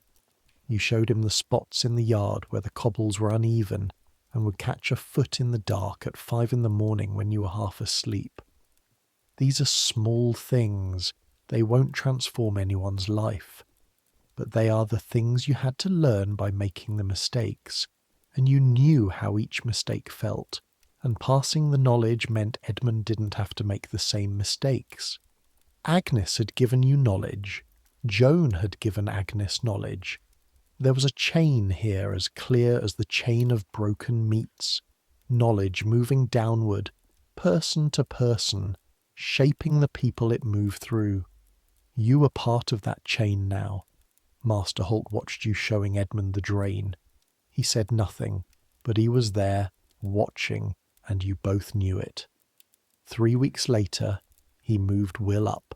Not to a named position, Will became one of the kitchen boys who did the preparation work alongside the spit turners, the cutting and fetching and the work of being generally useful closer to the actual cooking. More heat, more responsibility, better proximity to what mattered. Will was pleased in his mild, unconcerned way. He told you about it at night as if reporting news about someone else. "He moved me up," Will said. He shrugged. He went to sleep. You were genuinely glad for Will. You were also aware, watching Will sleep, that the next person likely to move up was you. That possibility sat in your chest like something warm. You slept. Spring came to the kitchen not through the windows, which were too small and badly placed to be useful barometers of weather, but through the food. The first spring vegetables arrived from the garden and from the market. Early creases, young onions, the first peas of the season. Agnes working with these had a different quality from her winter work, lighter, quicker. The preparation of things that were already partly finished rather than things that needed transformation. The smells changed too. Less of the heavy animal fats and the root vegetables of winter cooking. More of the clean green smell of fresh herbs, the brightness of spring onions, the particular sharp sweetness of new peas that you had not fully noticed as a smell before you learned to notice smells. April and Master Holt gave you a preparation task, not spit turning, not a major preparation, the herbs for the salads. He said it without ceremony, pointing at the pile of fresh herbs Agnes had brought in from the kitchen garden. "These need doing. Can you do them?" You said yes. Agnes showed you quickly what to look for, how to check each stem, how to tear rather than cut to avoid bruising the leaves. She showed you the difference between a fennel frond that was fresh and one that had gone slightly past, which expressed itself in a small change in the colour at the edges of the fronds and a slight softening of the texture that you could feel between your fingers. "You'll be checking by smell eventually," she said, "but for now, look and feel." You work through the herbs. Your hands moved slowly at first, then settled into a rhythm as the decision-making became slightly less deliberate. The smell of fresh herbs in quantity, mint cutting through everything, fennel sweet and anise-edged, parsley clean and green, the specific floral note of the rose petals Agnes had added, was extraordinary against the background smell of the kitchen, a different register entirely. You made a mistake with the parsley. Cut instead of tearing. Agnes corrected you without comment and you tore the rest. The herbs went into the salad. The salad went onto the platter. The platter went upstairs. Some came back. When it did, and when Master Holt assembled the kitchen table plate, you ate the salad with the herbs you'd prepared. Your own work inside the food moving through you. The salad tasted exactly as it would have tasted if Agnes had prepared it. The flavour was not affected by who had torn the fennel, but you tasted it differently, knowing. This is what cooking is, you thought. Not the taste of it exactly. The taste is consistent regardless of who made it, if you follow the same steps. What cooking is the decision-making, the choice of which frond to use and which to discard, the moment of judgment, the attention, carried invisibly inside the food, tasted by no one except the person who made it, who doesn't need to taste it to know it's there. Master Holt does this every day, has done it for 19 years. You did it once, with herbs. It was enough to give you a small sense of what it might mean to do it always. Agnes, cutting onions nearby, said nothing, but she slid the good knife, the one she'd given you in February, slightly closer to where you were working. You used it for the rest of the morning. One evening in the spring, you were out of the kitchen for an hour, the rare kind of evening when the work was done early enough to be outside while light remained. You sat in the kitchen yard on the step that leads to the garden. The yard in the evening in May, the heat of the day stored in the stone paving, releasing slowly. The sky above the yard walls the particular blue of late English spring evenings, the blue that has been building all day and is now opening into its fullness before the light changes. You could smell the river. Not the bad low tide smell, but the moving water smell, the salt and mud smell of the Thames on a good evening, carried over the Strand by a western wind. Will was beside you, eating a piece of bread. You were not eating, you were just sitting. "You know what Agnes told me today," Will said. "What?" "Lord Carrington eats like a bird on ordinary days, manchet and butter for breakfast. One main dish at dinner if he's not entertaining, doesn't ask for much." You looked at him.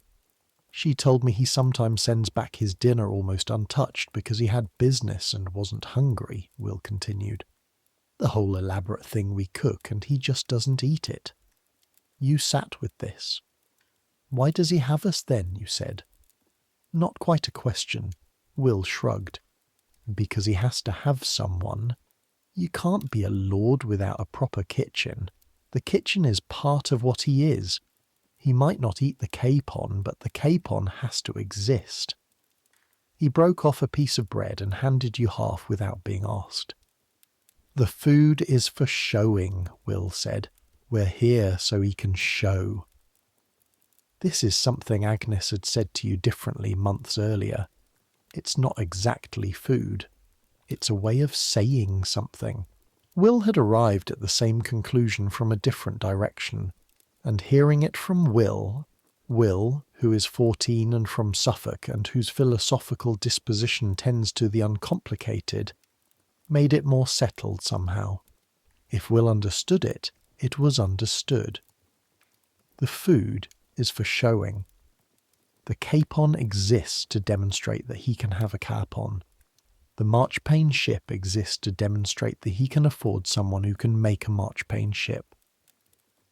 The manchet bread exists so that people know he eats manchet bread, and the broken meats that come down from that table, the demonstration already accomplished, the showing already done, become fuel, become allocation, become the halfpenny bowl of pottage in the cook shop, the message delivered, the medium left over, and you, here at the bottom of the chain, eat the message after it's been read.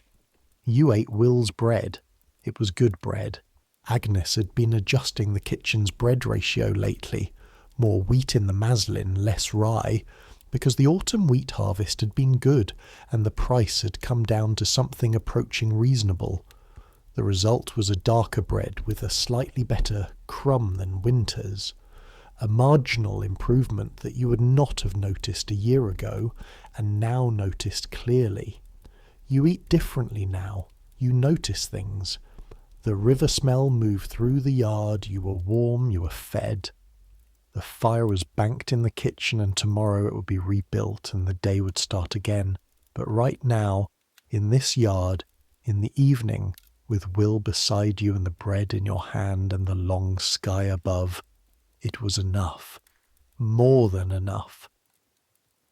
The bells rang. Another hour gone. A week after this, Master Holt called you to the preparation table. He was standing with a bowl of sauce in front of him. The sauce was a ginger and verjuice preparation for a cold roast, something to go with the leftover meat from yesterday's dinner that would be served cold to the officers this evening. He dipped a clean spoon into the sauce and held it out to you. You understood what was being offered. You tasted it. The ginger was there, the sharp brightness of the fresh addition, and underneath it the warmer, deeper note of the ginger that had been cooked in earlier. The verjuice was right, acidic enough to cut through the richness of the cold fat, but not so sharp it dominated. A mellow, balanced thing, the ingredients talking to each other rather than competing. "Well," Master Holt said, "he was asking your opinion." "It's right," you said. "The ginger's right." He looked at you for a moment. "Why is it right?" "You thought about this carefully." "Because you can taste both additions separately," you said. "The first one went deep. The second one is sitting on top. They're not the same note." He took the spoon back. "That's right," he said. He returned to his work. You returned to yours. But for the next hour your hands were moving through the washing up with the specific kind of satisfaction that comes from having said a true thing to a person whose opinion of true things matters. Later that week, Agnes told you that Master Holt was considering moving you to morning prep work. Not as a promotion, exactly, not with ceremony. Just, in the morning, from 5 to 8, you would do what the morning prep required, cutting and washing and fetching and the small preparatory tasks that underpinned everything cooked later, before moving to the scullery for the day's main work. A redistribution of your hours, a slight rebalancing of your value to the kitchen. "He won't tell you directly," Agnes said. "He'll just start sending you to the prep table in the morning and expect you to know why." "Is this—" you started. "Yes," she said before you finished the sentence. You said nothing. You went back to your work. But that evening in the scullery, in the dark before sleeping, you lay with your hands against the rough wool of the blanket and thought, "This is what a year in a kitchen looks like from the inside." Not dramatic, not a single moment of revelation, a gradual accumulation. One true thing said at the right time, one knife passed across a table, one gesture of correction that was also a gesture of teaching, one morning hot water kettle left by the fire, one mention of Edmund to the kitchen boys that kept something small and unnecessary from happening. Small things. But the kitchen is built of small things. The kitchen is always built of small things. The large things, the feasts, the subtleties, the silver dishes, are only possible because of the small things arranged beneath them. The fires tended correctly. The pots washed in the right order. The drain cleared. The water carried 17 times on a hard day without complaint. You've been doing the small things for a year. Now perhaps the small things are going to change. You thought about the boy who arrived from Ainsford, the boy who had never seen a marchpane ship, who had never smelled saffron, who'd been in the city for 3 days when someone first put a knife and fork in his hands and told him to be careful with the silver. That boy understood very little. The person lying here now understands quite a lot more. Not everything. A long way from everything. But the distance between those 2 points is real, and it was covered in ordinary days and ordinary tasks and the gradual, unannounced education of being in the presence of people who are good at something. Master Holt, Agnes, Joan, Will, in his own way. Even Davies, the precise Welshman with his labelled jars, who taught you something about order that you hadn't known you needed to know. They had all given you something, not as charity, not as deliberate instruction, simply as the natural leakage of knowledge from people who have it toward people who are paying attention. You were paying attention. Now let me bring us back to where we began. Back to the gate, back to October, back to the morning you were standing in the alley waiting for the dole. Because something happened there that I haven't fully told you yet. You were at the gate for 3 hours. We've established that. You were waiting with 40 or 50 other people in the alley behind Lord Carrington's yard. The smell of the household's food, the remains of a feast, a substantial one, the autumn feast that you had been part of making, was coming through the gate. What I haven't told you is that old Ned spoke to you. Not in the moment of the distribution, when he took his parcel and nodded. After. After the gate had closed, after the 40 who hadn't received parcels had dispersed, after you had turned back to the kitchen with the empty cloth. He had stayed. You almost walked past him. He was standing at the edge of the alley, not in the centre where the distribution had happened, and he blended with the wall in the way that old people in old coats do in October morning light. "Boy," he said, "you stopped." Old Ned looked at you with a clear-eyed consideration of someone who does not waste effort on indirect communication. "You work in there," he said, not a question. "Yes." "How long?" "Almost a year." He seemed to be deciding something.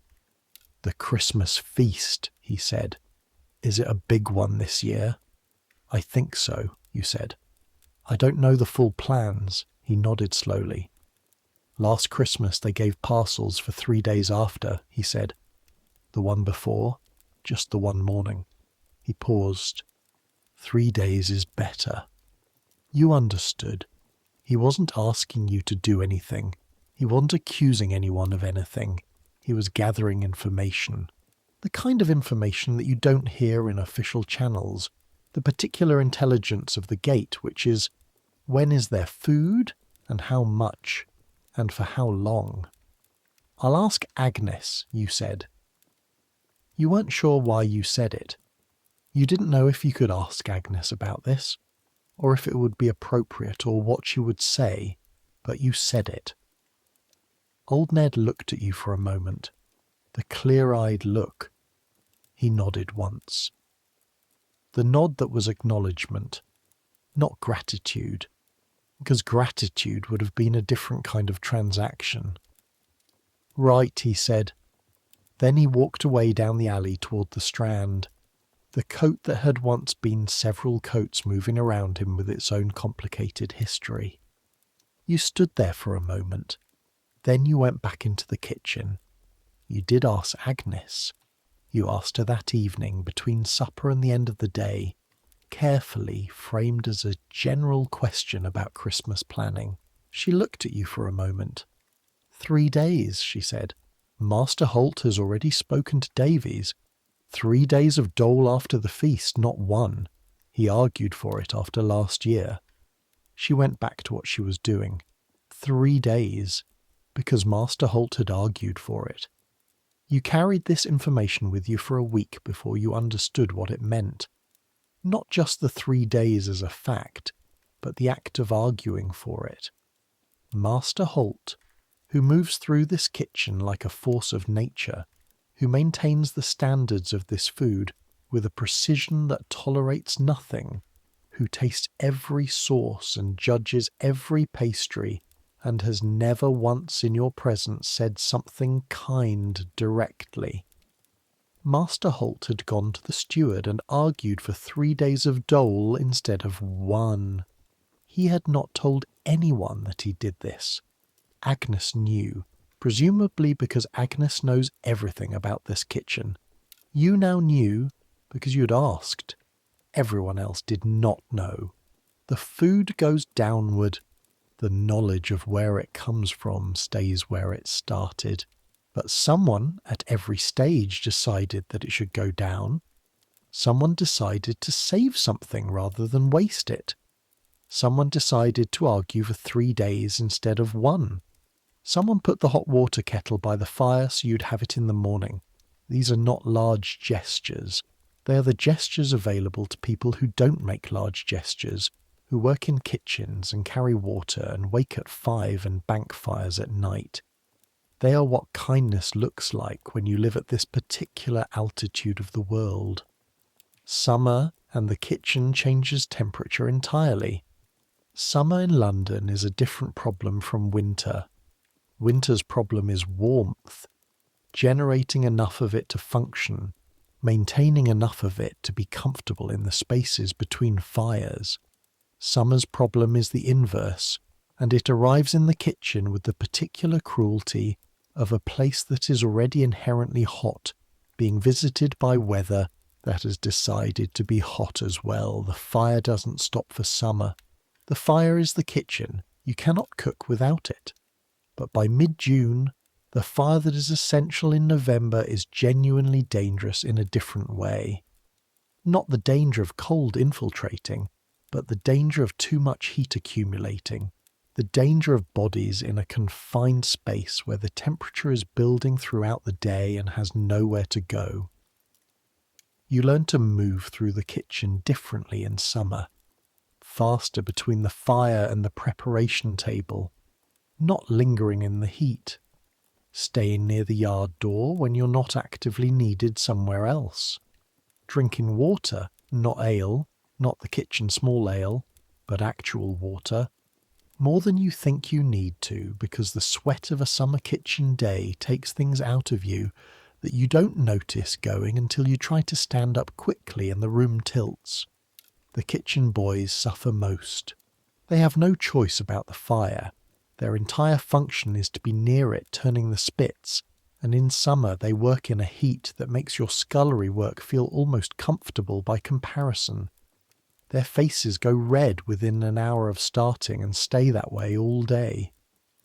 Agnes sometimes sends Joan out with a cup of cold water for each of them, which is not required by anyone, but which Joan does without being asked, because she's been watching boys cook themselves by fires for 30 years, and understands what it costs.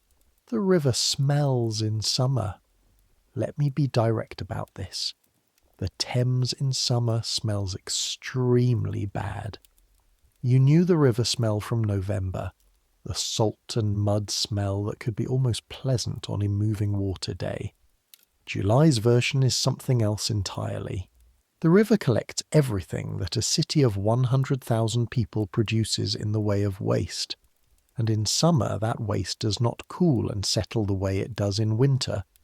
It warms, and it develops opinions about itself, and those opinions travel on the wind. The kitchen drain on a July afternoon, which takes its water to the city's general drainage system, which takes it eventually to the river, has days when it communicates clearly its opinion of where it leads. You manage. The management of smell is one of the skills of this work that no one formally teaches and everyone learns. Your nose has changed. It has learned to sort, to rank, to set aside what is tolerable and attend to what isn't. The kitchen drain on a difficult day is catalogued as a background fact rather than a foreground experience. The smell of the wet larder after Jacob has been in it is noted and moved past. The particular smell of your own clothes at the end of a summer feast day, fat and smoke and the metabolic output of a body that has been working in heat for 15 hours, you're aware of in a purely practical way, as information about yourself rather than an experience. What you cannot entirely sort away is the smell of good food. This remains insistent. This remains the smell that your body responds to before your mind can intercede. In summer, with the windows occasionally open, with the yard door propped for ventilation, the kitchen smells travel in a direction they don't travel in winter. They go out.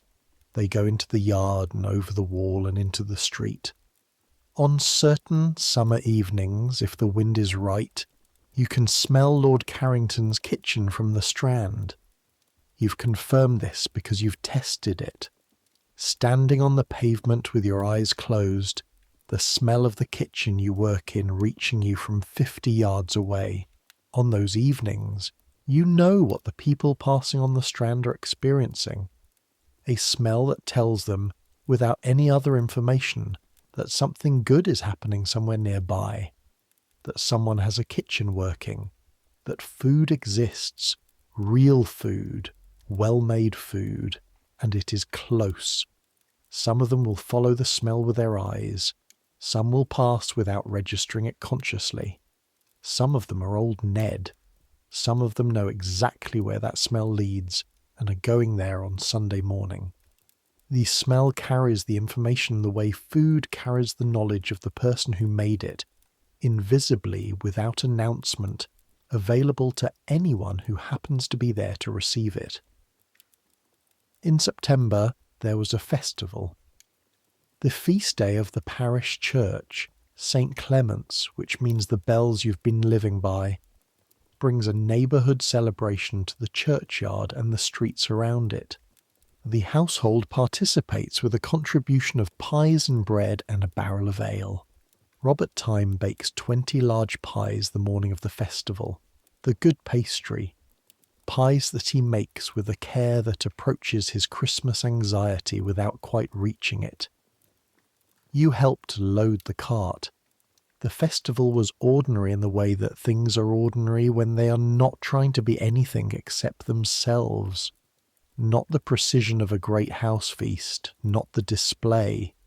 Just people eating in the open air in September, which has its own particular pleasures that a candlelit hall doesn't.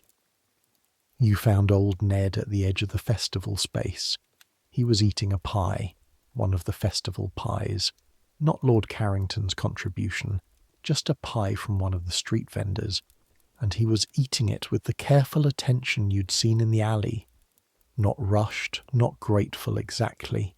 Attending. He looked up and saw you. The nod. You nodded back. He went back to his pie. You stood nearby for a moment. Good festival, you said, because something felt like it needed to be said, though you weren't sure what. He considered this. Good enough, he said. He finished his pie. He set the empty cloth it had been wrapped in neatly on the wall beside him. He stood up, with the slight, careful adjustment of posture that old people make when rising, and he walked away through the festival crowd without hurrying. Good enough. The two-word assessment of a man who has spent a long time deciding what his standards are, and is content with meeting them. Not asking for more than good enough. Not pretending good enough is more than it is. You thought about this for the rest of the day. The festival food was not the feast food. The festival pie was not the venison pie in pastry coffin. The festival ale was not Hippocras. By the measures of the kitchen you worked in, almost nothing at this festival would have met the standard. Almost nothing would have survived Master Holt's assessment. But it was warm and it existed and it was there and people were eating it and it was enough. Good enough. Maybe the distinction between extraordinary and sufficient is less important than the distinction between having and not having. Or maybe that's what you tell yourself when you're at the level where extraordinary is mostly not available to you. You're not sure. You'll keep thinking about it. October again. You've been here just over a year. A year is enough time to know a place the way you know the farm you grew up on. Not fully. Places don't fully yield themselves in a year. Not any place worth knowing. But enough to have a map of it in your body rather than just your mind. Enough to move through it in the dark without hesitating. Master Holt gave you morning prep work as Agnes predicted. Not announced, not celebrated. One morning he simply gestured at the prep table when you arrived and said, "Herbs and onions," and went back to his fire assessment, and you went to the prep table and worked there for the first 2 hours of the day before moving to the scullery. This has been your morning since April. Your hands, doing the herb work and the onion work and the occasional other prep that makes sense to have you do, are developing a slightly different set of skills from the washing hands. The washing hands are strong, enduring, built for repetitive resistance. The prep hands are adding precision, the ability to cut without looking, the ability to tear without bruising, the ability to assess in the holding whether the ingredient is right. You're not a cook, not yet. You're something in between a scullion and a cook, which doesn't have a formal name in the hierarchy of this household, but which is real regardless. The knife Agnes gave you is your best tool. You sharpen it yourself now, on the whetstone that hangs by the kitchen door. You've learned how from watching Agnes sharpen hers, the angle of the blade against the stone, the pressure, the number of strokes before testing the edge against the pad of your thumb. You can feel a good edge now. You know when you have it and when you don't. This is a small thing, but it is entirely yours. The thing nobody tells you about a year is that you don't feel it accumulating. You feel the days, you feel the cold mornings and the long afternoons and the particular exhaustion of the nights when Lord Carrington has guests and the kitchen works until the candles burn to stubs. But the year itself, the fact of it, the weight of 12 months in one place. You don't feel that until it's behind you and you turn around and look at it. You turned around in October and looked at it. And here is what you saw. You saw a boy who arrived at that gate with a letter in his hand and mud on his boots from the road from Ainsford, who had never held a joint of venison, who had never seen a marchpane subtlety, who did not know that a sauce could be made from the rendered fat of a goose, combined with verjuice and a quantity of saffron measured in the distance between the first and second knuckle of the cook's forefinger. A boy who thought food was the thing you ate because you were hungry, and then it was over. You don't think that anymore. You know now that food is almost never just food. This is the thing that a year in this kitchen taught you above everything else. Above how to scrub a copper pot without scratching it. Above how to carry 12 gallons of water in 4 trips without spilling any on the stairs. Above which of the kitchen maids will help you if you help them, and which ones will take your help and give you nothing in return. Above all the technical knowledge about spices and temperatures and the correct degree of reduction for a sauce meant to accompany roasted swan. Food is almost never just food. Food in a household like this one is language. It is a system of signals so complex and so deeply understood by everyone inside the system that no one needs to explain it, the way no one needs to explain English to someone born into it. You simply grow up surrounded by it, and it becomes the air you breathe and the way you understand where you are and who is with you and what is happening and whether you matter. The food on Lord Carrington's table when the Earl of Northbury visits is not sustenance. It is a declaration. It is Lord Carrington saying without words to a man who controls more acres of England than you've ever seen, I can afford this. I can afford the saffron and the imported wine and the sugar spun into architectural shapes, and the cook who trained in a French household, and the number of servants required to produce and carry and present this food without ever appearing to hurry. I can afford to make this look effortless. And if I can afford all of this, then you should take seriously what I say to you afterward about the matter of my daughter's marriage contract and the question of the disputed land in the north. That is what the food is saying. And the food on the officer's table, the food Davies and the steward and the upper servants eat, is saying something different. It is saying, we are not the Lord, but we're not the scullery boy either. We occupy the middle space, the necessary space, and our food reflects our position with exactness. And any deviation from that reflection would be an insult to the system everyone in this house depends on for their sense of order. And the food in the scullery, your food, the broken meats distributed at the end of the evening by Agnes while you stand at the kitchen table too tired to find a stool, that food is saying something too. It is saying you are useful. Your usefulness has been recognized to the extent that the household will not allow you to be hungry. You are inside the structure. You exist within the circle of the household's care, which is not nothing, which is in fact a great deal more than most people in this city have. But you are last, and the food knows it, You think about this in October, sitting at the prep table on a quiet afternoon, when there are no guests and no feast announced and the kitchen runs on its ordinary rhythm. Agnes is making a pottage for the officers' supper. Joan is grinding something at the far end of the table. Will is doing something with the spice cabinet that involves a lot of counting under his breath.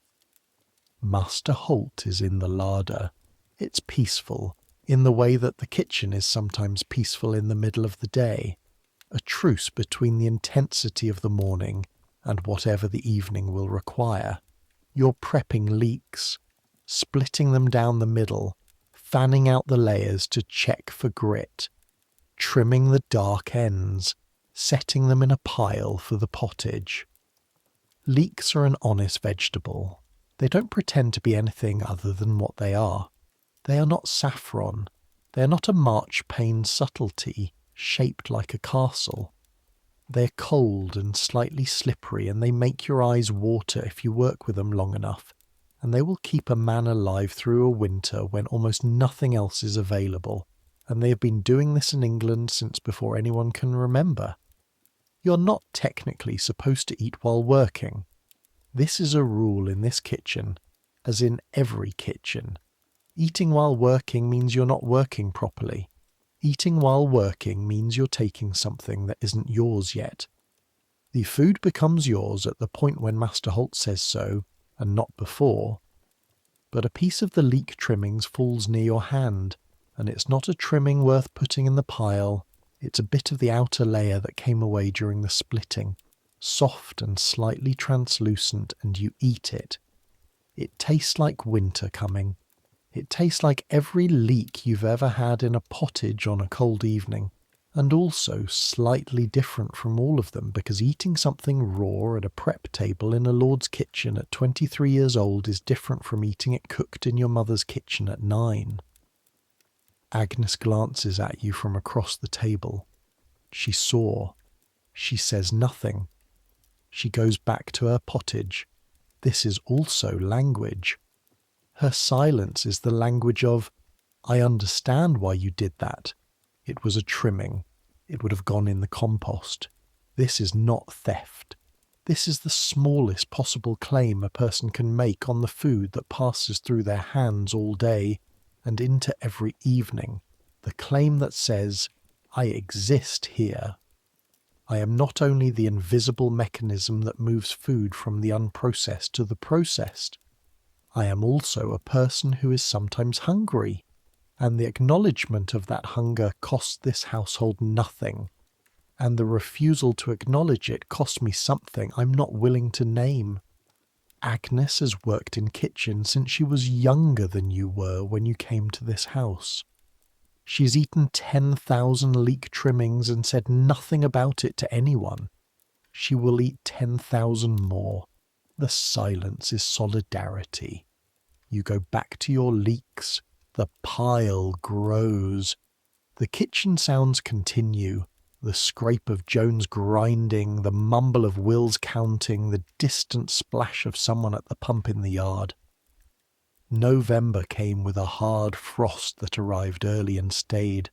The pump in the yard began to freeze before dawn, which created the problem of morning water delivery in a house that requires morning water delivery, the way it requires morning everything else. Absolutely, without exception, on time. Master Holt solved this before you were fully awake on the first genuinely cold morning. A kettle left on the banked coals overnight, enough heat to thaw the pump mechanism when you poured it on at first light. This is not a technique anyone taught you. Master Holt simply showed you once, wordlessly, at 4 a.m. while you stood there in the dark yard trying to understand why the pump handle wouldn't move, and he appeared behind you with the kettle and poured it, and then looked at you in a way that meant, now you know this. Remember it. You remembered it. Every subsequent cold morning you did the kettle first. It became part of the routine so quickly that it felt as though it had always been there. as though this was simply what you did in the dark before dawn when the frost had come. Not a technique you learned, but a thing that was true about winter and pumps and kitchens. The kettle-first knowledge is the kind of knowledge the kitchen is full of. It doesn't exist anywhere written down. No household manual contains it. It lives entirely in the practice of people who have worked through enough cold mornings to know what happens if you don't do the kettle first. This is how most of what you know was acquired. Not told, shown once, and then yours to carry. Edmund had been in the scullery since early summer. He came from somewhere in Hertfordshire. A miller's third son, 14 years old, with the particular quality of stillness that some very quiet people have.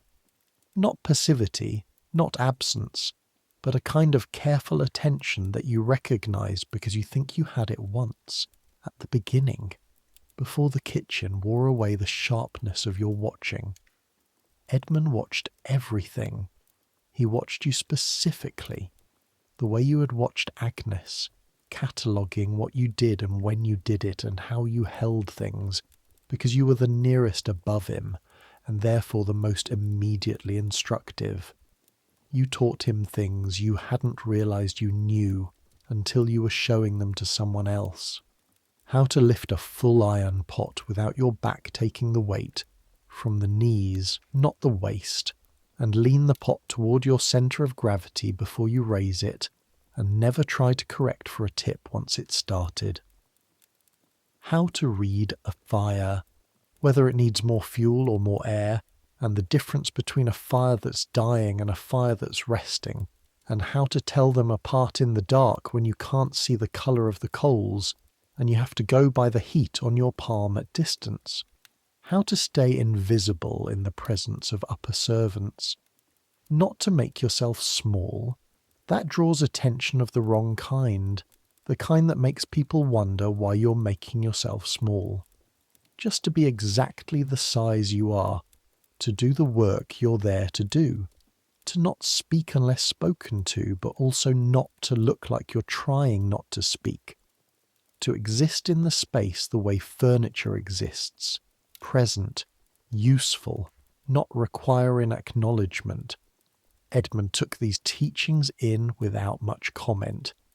He tried them immediately and correctly, and then never had to be told again. He was quicker to learn than you had been, or at least his learning was less visible, more interior, less desperate. You had learned with the urgency of someone who needed each piece of information to survive. Edmund seemed to learn with the patience of someone who understood that there was time and that the kitchen would still be here tomorrow. You found this both reassuring and mildly troubling. Reassuring because it meant Edmund would do fine, which meant you didn't have to worry about him in the way you'd worried about yourself. Troubling because it made you aware for the first time that your own beginning had been slightly panicked in a way you hadn't noticed while it was happening. Old Ned came to the Dole Gate 3 times a week, Monday and Wednesday and Friday without exception. You knew this the way you knew the bells of the parish church. As a rhythm so established it had become part of the background texture of days, noticed only when absent. But in November, near the end of a particularly cold week, old Ned came on a Thursday. He came on a Thursday because he was hungry enough that the gap between Wednesday and Friday had become something he couldn't bridge. You could see it in him when you brought the parcels out, the careful way he moved, the effort he was spending on standing upright and looking ordinary, the particular quality of his eyes that you recognise now as the eyes of someone who's been rationing something and has run out. There were perhaps 40 people at the gate that Thursday, fewer than the usual crowd. The regulars were not all there because the regulars knew the schedule, and Thursday was not part of the schedule, and word had gotten out only imperfectly. You had 14 parcels, which was what you had. The broken meats from Wednesday's dinner and yesterday's luncheon in the hall, what remained after the officers' supplementary meal, the reasonable portions for the staff, 14 parcels and 40 people. You did the arithmetic of it standing at the gate with the basket, and the arithmetic resolved to nothing good. Old Ned was near the front. He had come early, which told you something about the week he'd had. He usually arrived midway through the distribution, after the most desperate gotten theirs. A small practice courtesy, the kind that people who have been poor long enough develop, stepping back slightly from the first rush to give the newer poor a chance. Because the newer poor are still learning to be here, and the learning is harder than the being. He had come early today because he could not afford to be courteous. You gave him a larger parcel than usual, not twice the size. That would have been visible, would have invited comment from the people watching, would have destabilized the small social order that makes 40 hungry people stand in line instead of press forward all at once. Just larger by the amount that a slightly fuller hand can claim to be an accident of distribution, the kind of variation that anyone watching would attribute to the irregular sizes of broken meats, rather than intentional favoritism. He took it. He met your eyes. He nodded once, exactly as he had nodded the evening you first saw him at the gate 11 months ago, the nod that meant, "I see you. We are both here. That is enough acknowledgement for now." You distributed the remaining 13 parcels and sent the remaining 26 people away with nothing, which is the thing that no amount of familiarity with the dole makes feel ordinary. You said nothing to them. There is nothing to say. 14 parcels, 40 people, 26 gone without. This is not a situation that benefits from commentary. That evening, later than usual, when the kitchen had wound down and Agnes had gone to her room, and Will and Joan were finishing the last tasks before bed, Master Holt called you over to the fire.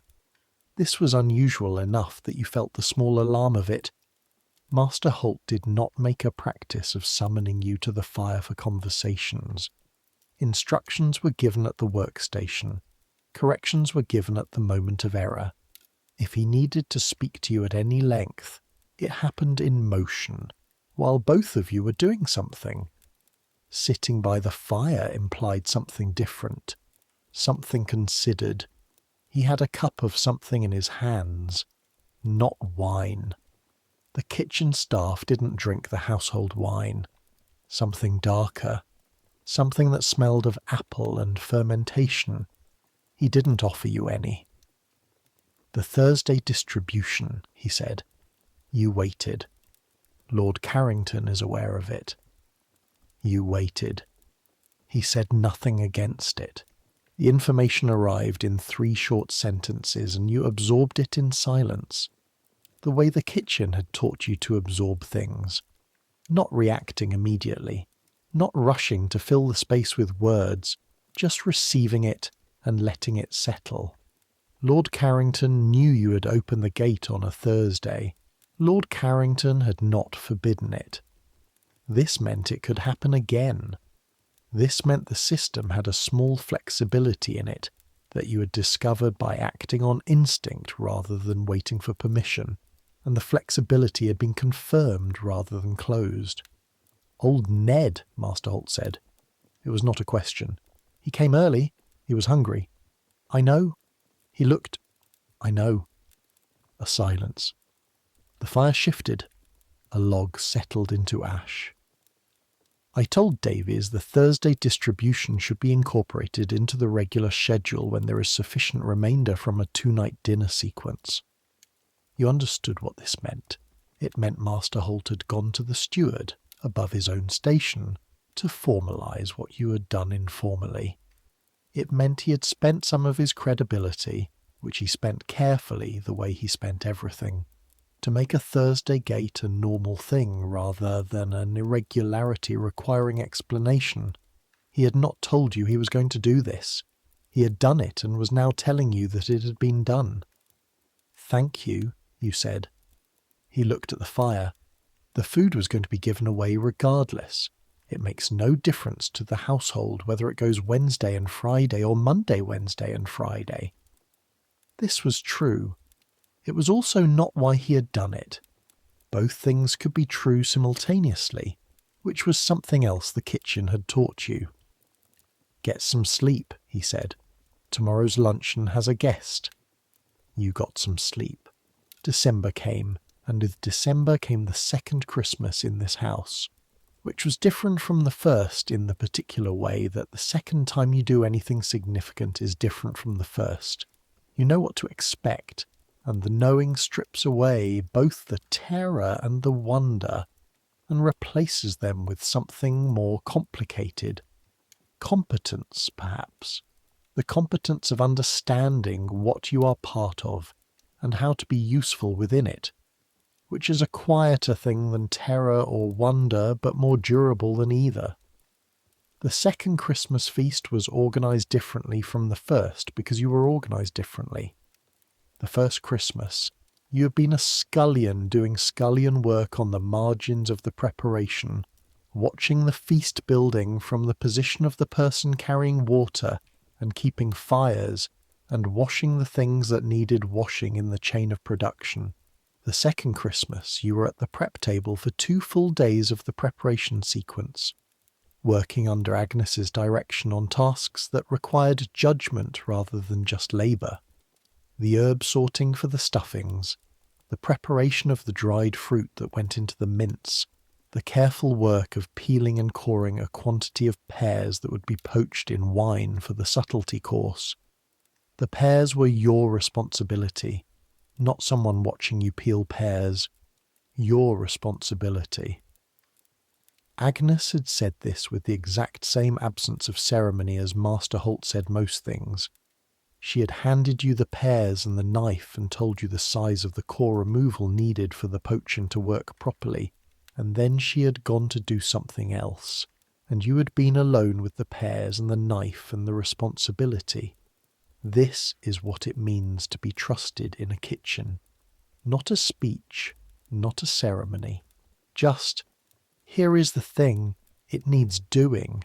I'm leaving you with it. I expect it to be done correctly when I return. You did it correctly. The pears were uniform. The cores were removed without damage to the flesh. The skins came off in single continuous spirals, which is not necessary for the cooking, but which is a sign of a skilled knife hand. And Agnes noticed it when she came back and said nothing, but looked at the pile of spiraled skins with the particular quality of attention. That means she had seen it. Lord Carrington's second Christmas table was no less spectacular than the first, but you were less overwhelmed by it this time and more interested. The sugar tower of London that Mistress Clare constructed was larger than the previous year's creation, with actual moving parts. A small drawbridge mechanism worked with a thread that could be pulled to lower and raise it, which delighted the visiting children of some connection of Lord Carrington's whose names you never learned. The boar's head arrived with more ceremony than the previous year, 2 of the household men in livery carrying it on a board between them, while a third walked ahead with a candle, and the hall actually applauded. You watched from the serving door. You'd been in the hall before, on serving days, moving through the edges, carrying things from the door to the side table where the carvers worked, but you had never simply watched the hall during a feast. The serving door allowed you a narrow vertical slice of the scene, the long table, the candles, the faces of the people eating, Lord Carrington at the head, the expression on his face that you had by now catalogued well enough to read. He was pleased. Not the performed pleasure of a man who wants his guest to know he is pleased. The quieter, less constructed satisfaction of a man whose house is functioning well, whose kitchen has not failed him, whose position in the world is being confirmed by the food that is arriving at his table in the correct sequence and in the correct condition. You were part of the reason for that satisfaction. The pears you had peeled were somewhere in the sequence of courses that would eventually arrive at that table. The leeks you had prepped last month were long eaten, but they had been part of the chain of days that produced this night. The water you had carried in your first month had been part of it too, and the pots you had scoured, and every miserable cold morning at the pump that had added up to the infrastructure that a kitchen requires to function. You had made this feast possible. You and Edmund and Agnes and Joan and Will and all the people whose names you knew, and the ones whose names you didn't, the provisioners and the farm labourers who had grown the things, and the merchants who had sold them, and the cartmen who had delivered them. You were last in the chain, but you were in the chain. The feast went on until the candles burned low. The hall grew louder as the wine moved through the second and third removes. Someone, one of the visiting men, probably one of the ones who had started on the Hippocras before dinner, began singing something that the other guests found funnier than it deserved. You went back to the kitchen. There was work. There is always work. January of the second year was harder than January of the first, which surprised you because you had expected the second year to be easier, in all respects, now that you knew the routines. What you discovered was that knowing the routines made the routines more visible, not less. The first year, the difficulty of the work had been partly obscured by the newness of everything. So much was strange and requiring attention that the specific hardship of this particular cold morning, this particular heavy load, was diluted by everything else competing for your awareness. The second year, you knew exactly what was coming. The freezing pump, the morning dark, the long afternoon when the kitchen was technically between tasks but never actually still. The evenings when there was a dinner in the hall and the work went until a time that the candles measured and your body confirmed. You knew it, and knowing it made it heavier in a way that ignorance had protected you from before. But there was also something else in the second year that the first year had not had.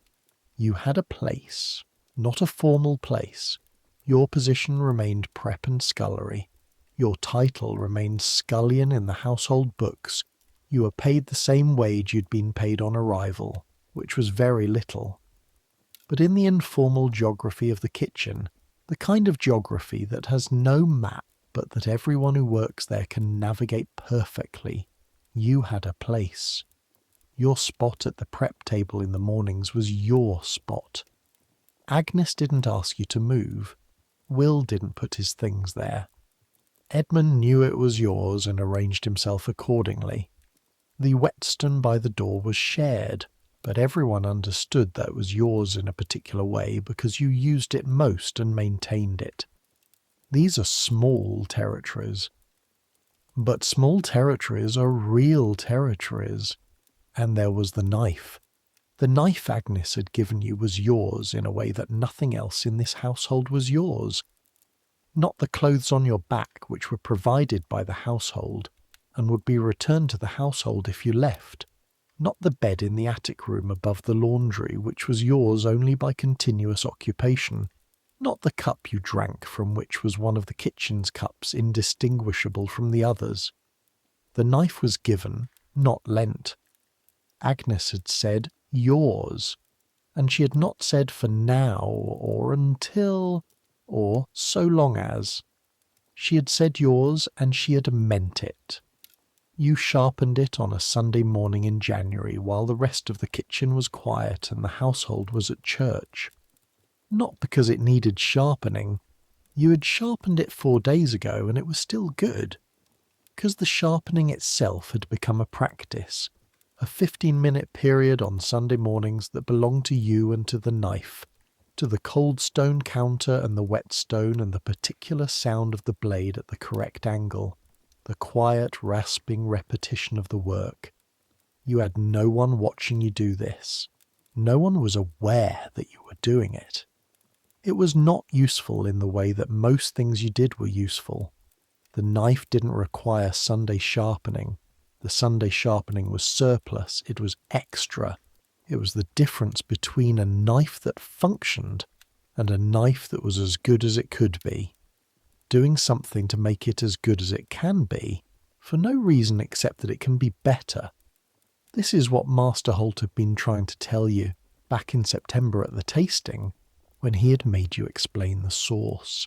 He hadn't been asking about the sauce. He had been asking about the knife, about every Sunday morning, about whether you are someone who sharpens the thing past functional, about whether you carry in you the particular disposition that kitchen requires from the people it will trust, the disposition that finds satisfaction not in sufficient but in correct, that distinguishes between these two things not as external standards applied from above, but as an interior knowledge of the difference, felt in the hands, confirmed in the tasting, known without needing to be taught.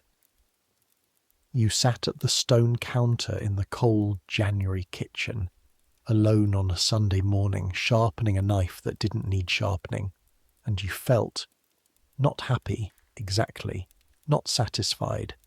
Something less performed than either of those words, something quieter. You felt like yourself, the self that had been assembling day by day across the year of cold mornings and heavy pots and the smell of other people's extraordinary food, the self that could be trusted with pears, the self that could teach Edmund about fire and invisibility, the self that knew when to give old Ned a larger parcel and when to say nothing to Master Holt about having done so, the self that would eventually have a kitchen of its own, not soon, not for years. There were years of this still ahead, more scullery, more prep, more mornings at the pump, more evenings at the serving door watching the feast you helped make arrive at a table where you will never sit. The hierarchy is long, and your position in it is still near the bottom, and the distance between near the bottom and anything resembling authority is measured in the kind of time that can't be hurried, but the direction is clear, and the knife is yours.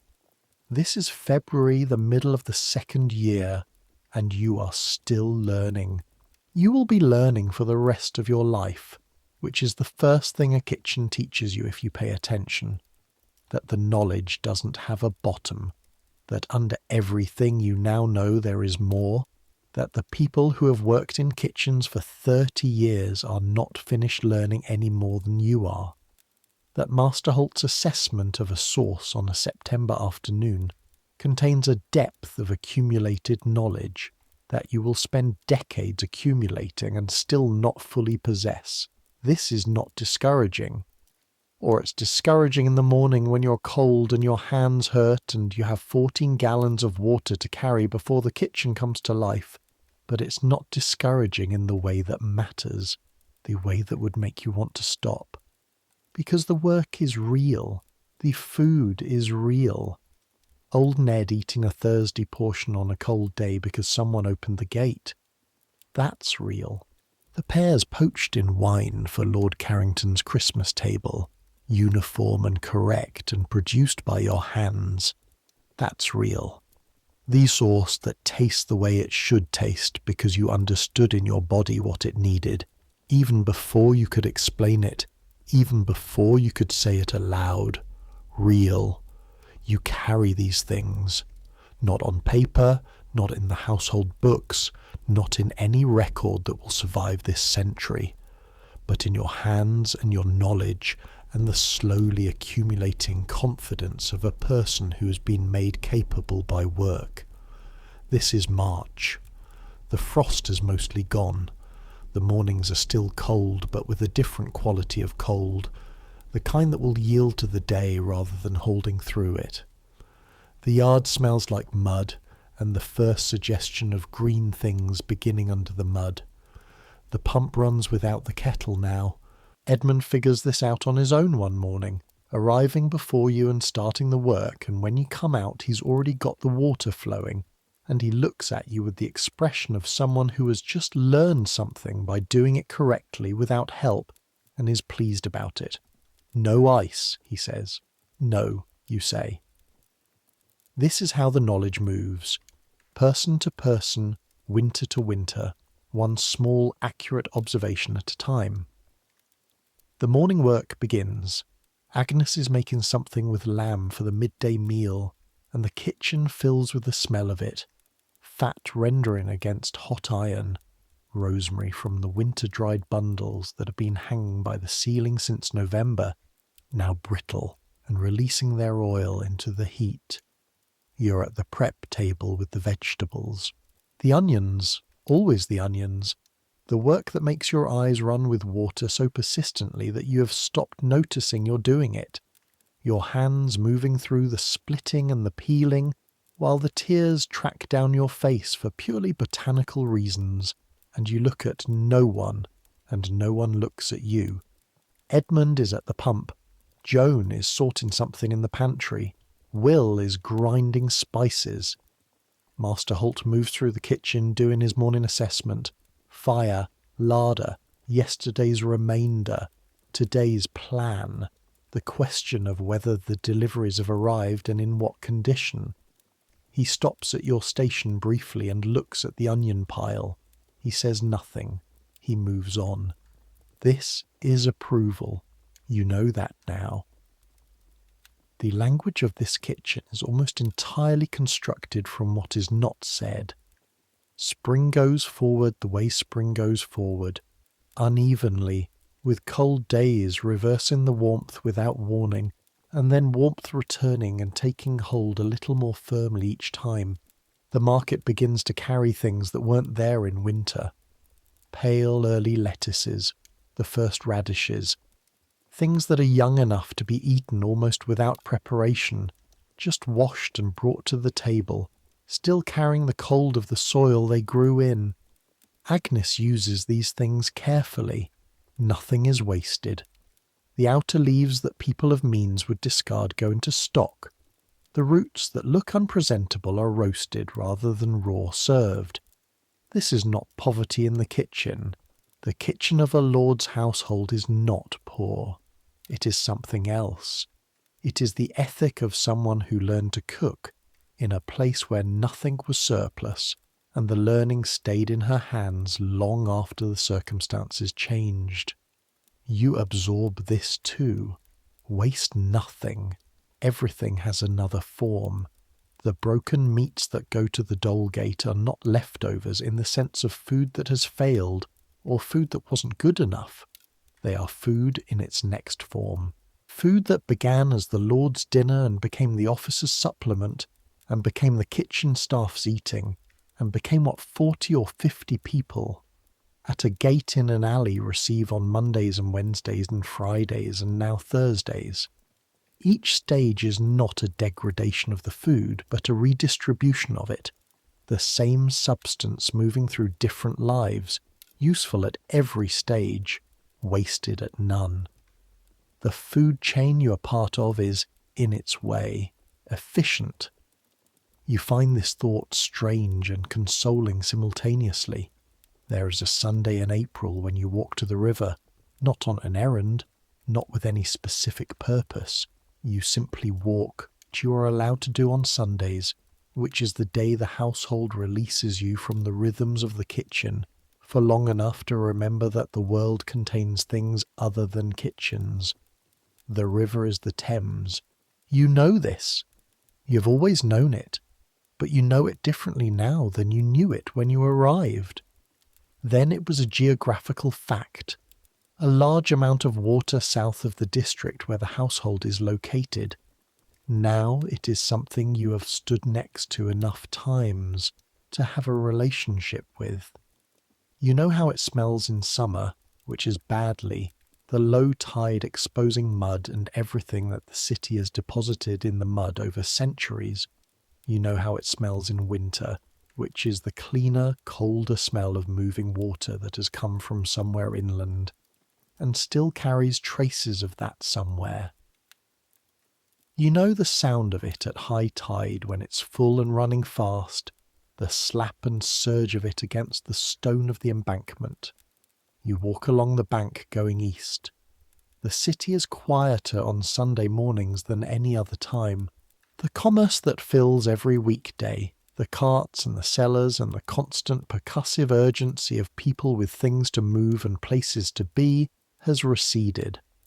Not gone, because London is never fully quiet, but receded to a background hum rather than the foreground assault of weekday mornings. The river is busy, though.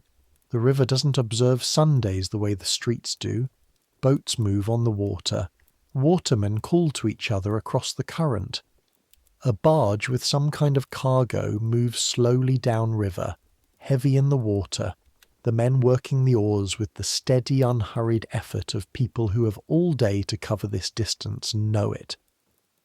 You find a section of bank where there's a low stone wall and sit on it and look at the water.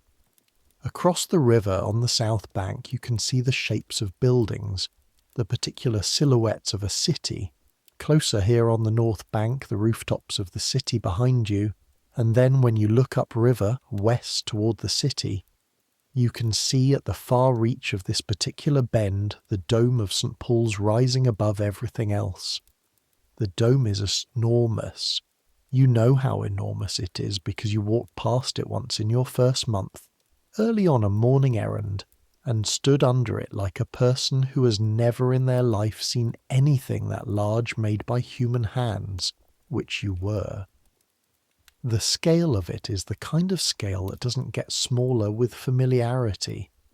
You've seen it many times now from various distances and angles, and it remains astonishing every time, the way certain things have the quality of being permanently astonishing no matter how often you encounter them. From here on the river bank it appears above the city's roofline like something that belongs to a different category of thing than the buildings around it. Not quite of this world, or more of this world than the buildings around it, more committed to being real, more insistent on its own there-ness. Christopher Wren. You learned his name in your first weeks in London from someone. You can't remember who now. One of the people you met in those early, overwhelming days when every piece of information arrived with equal urgency, and you held it all without knowing which of it would matter. Wren had designed it. He was alive when he designed it. He was alive when the building was finished in 1710. Which means if you had been born earlier and been standing somewhere in this city in 1710, you might have walked past an old man and not known that the thing you were looking at above the roof lines was the thing in his mind made stone. This city is full of things that were once ideas in someone's mind. The kitchen you work in was once an idea. The arrangement of the fireplace and the prep tables and the connection to the larder and the particular relationship between the kitchen door and the serving door that makes it possible to carry a dish from the stove to the hall table without crossing any corridor that a guest might be in. Someone thought about all of this. Someone designed it. Someone stood in the empty space before the kitchen was built and said, "Here and here, and the fire here, and the scullery there," and you work in it every day and take its design so entirely for granted that you never think about the person who designed it. The dome is visible from everywhere in this city. The kitchen is invisible to almost everyone in it. Both are real. Both are the work of human minds and hands. You sit on the wall and watch the river run. There is a particular quality to a Sunday morning in this city that has no other equivalent. The particular quality of authorized rest. Not the rest of being sick, which is frightening. Not the rest of having finished the work, because the work in a kitchen is never finished. There is always more work beginning before the last work is done. This is different. Rest that is built into the structure of the week. Rest that is not something you seized, but something that the household gives, which makes it possible to receive it without guilt, to sit on a stone wall by the Thames on an April morning and simply be present in the fact of being here, Here, London, 1593, 2 Aprils after you arrived. You're 17 years old. You've been cold and tired and hungry in this city. You have slept badly and worked without breaks, and stood at a gate distributing food to people who were less fed than you and felt the weight of that with no adequate way to set it down. You have eaten extraordinary food in the form of leftovers and scraps, and you have eaten ordinary food in the form of daily meals, and you have understood this year that these are not opposites, that extraordinary food and ordinary food are different points on the same line, the line being the thing that keeps you alive and functional and capable of doing the work. The food has kept you alive. This seems so obvious that it barely deserves saying, and yet it is also the deepest thing the kitchen has taught you. So deep it took more than a year to reach. Food is not a reward. Food is not a luxury that some people have access to and others don't, because the ones who don't are in some way deficient in their claim on it. Food is the thing that makes you exist, and the person who ensures it exists, who plants it, who tends it, who harvests it, who moves it from the field to the market to the kitchen, who preps it and cooks it and serves it and scrubs the pots it was cooked in, that person is doing the most fundamental possible work. It doesn't look like the most fundamental possible work from the outside. From the outside, it looks like scullery work, like something a boy does before he gets to do something real. But you have been inside it now for more than a year, and from the inside it looks different. From the inside it looks like the foundation. Not the show, not the decorated surface of the marchpane subtlety, and the silver dishes and the candles reflected in the polished hall floor, but the thing under the show, the thing without which the show could not exist. Every important dinner anyone has ever had in London sat on a foundation of invisible work, the work of the people who fetched the water, the people who kept the fires, the people who scrubbed the pots in cold water until their hands cracked and came back the next morning and did it again. You are those people. You have been those people for a year, and you will be those people for more years yet, and at the end of it you will have a knowledge that Lord Carrington's guests will never have. Not his wealth, not his connections, not his position, but a knowledge of what it costs to put food on a table like his. The real cost, the human cost, measured in cold mornings and cracked hands and the faces of the people at the Dole Gate on Thursdays when there isn't enough. The river keeps moving, boats pass, the dome above the roofline remains, the city hums its Sunday hum. You will go back soon. The kitchen doesn't observe Sundays the way the streets do either. There's always something to prepare, something to assess, something to maintain. You'll go back and Edmund will be there, and Agnes will have some tasks she's kept for when you return, and the afternoon will move into evening, and there will be a light supper for the household, and then the kitchen will wind down the way it winds down, and you will be tired in the particular way you're always tired at the end of a day in that place. The whole body's tiredness, deep and even, the tiredness of someone who has used everything they have and finds in the using, that the having was sufficient, but not yet. For a few more minutes you sit on the wall by the Thames. The water goes east toward the sea. You stay where you are. There will be other Sundays. There will be mornings, many mornings, that you do not yet know the shape of.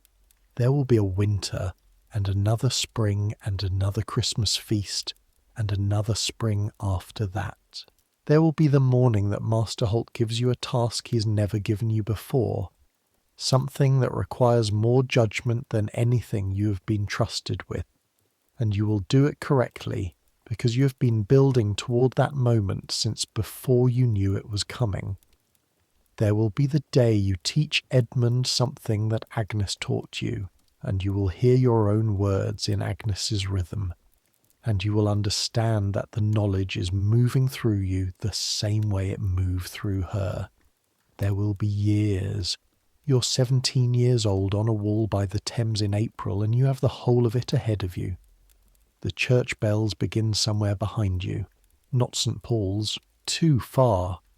One of the smaller parish churches, familiar now, the particular tone of it incorporated into your understanding of what Sundays sound like in this part of the city. The bells mark the hour. You should go back. You sit for another moment. The morning light on the river is the particular shade of pale gold that belongs only to spring, to the hour just after the cold has relented and before the day has fully committed to warmth.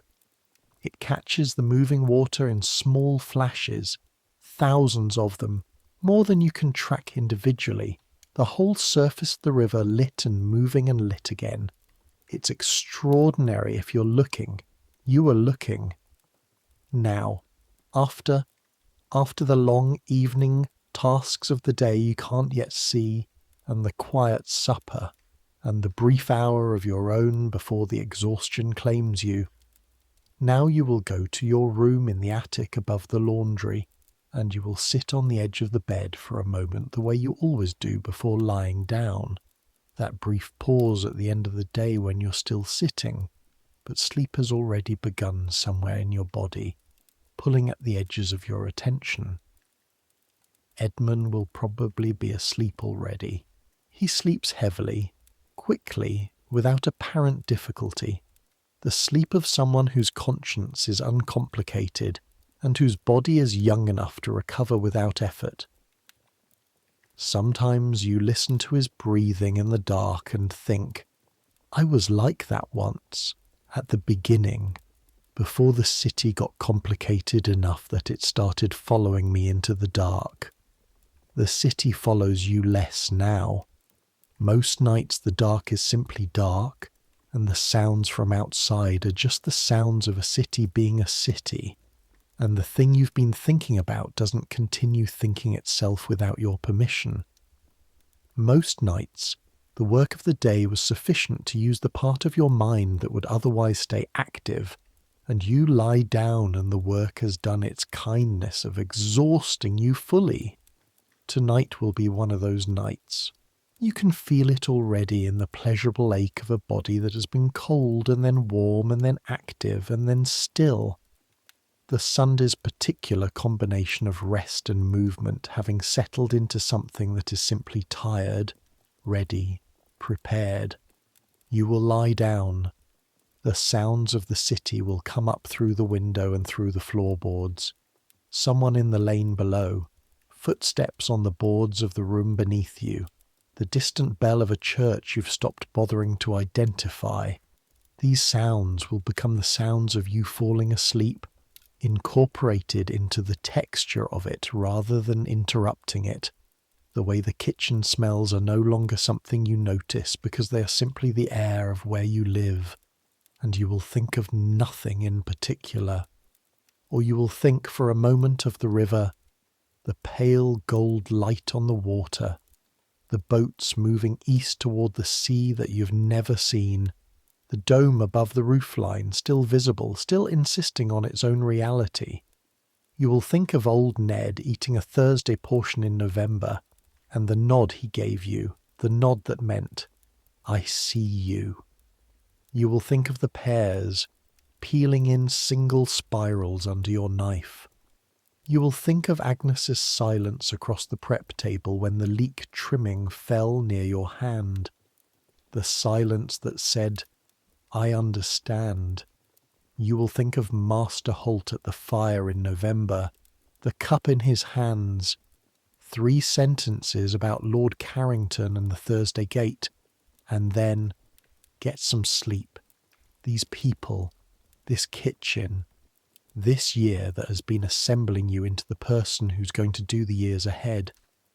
The thoughts will slow. The way thoughts slow when the body has decided it is time, not asking your permission, simply begin in the process.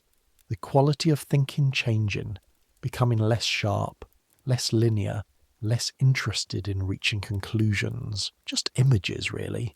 The river light, the knife, the long parallel rows of leeks on the prep table, their pale green middles open to the air, the bells outside, not counting them now, just the sound of them, the old familiar sound of bells marking the hours of the city, marking time the way this city has always marked it, the way it will keep marking it long after you're somewhere else, long after the people who made this building are gone, long after the kitchen in its current form has been rebuilt and reorganized and altered by hands that haven't been born yet. The bells will keep going. The river will keep going east.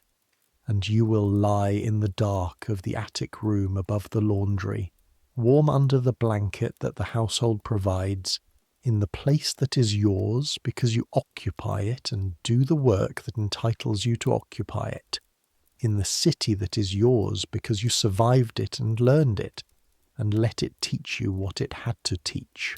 Warm enough, fed enough. You have a knife. You have a place at the prep table. You have 365 days of knowledge in your hands, and every day after this one will add more, and the adding will be slow and it will ask everything of you some mornings, but it will also be real in the way that the river is real, the way the dome is real, the way the nod of a man at a gate on a cold Thursday is real. It is enough. It is exactly enough. Let the Sunday come to its end the way Sundays do. Not with ceremony, not with announcement, just with the gradual arrival of evening, the light changing outside the small attic window, the sounds of the household settling into its nighttime rhythm, the fires banked, the kitchen cleaned, the day concluded. Let the room go quiet. Let your eyes close. You've been carrying a lot. The pots, the water, the cold, the knowledge you didn't know you were accumulating until it was already in you. Let all of it settle now. Let it lie still the way the kitchen lies still after the work is done. Not empty but resting, holding everything it holds without effort, simply being the place where the work happens. You don't have to carry it right now. Tomorrow it will all be there.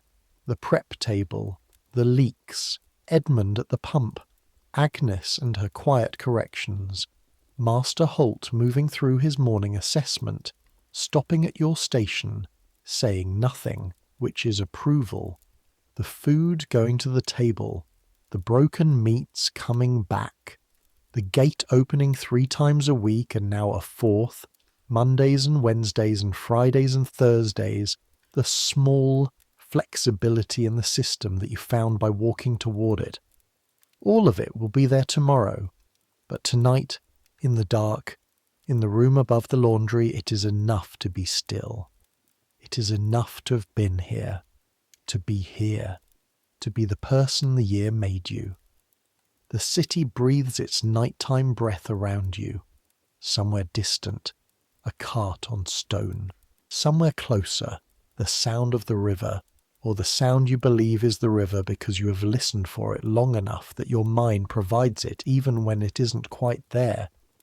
The breathing slows, the thoughts quiet. What was it Master Holt said? That morning with the sauce. Why is it right? Girl, you could taste that it wasn't wrong. Let that be enough. Let that be everything. Good night.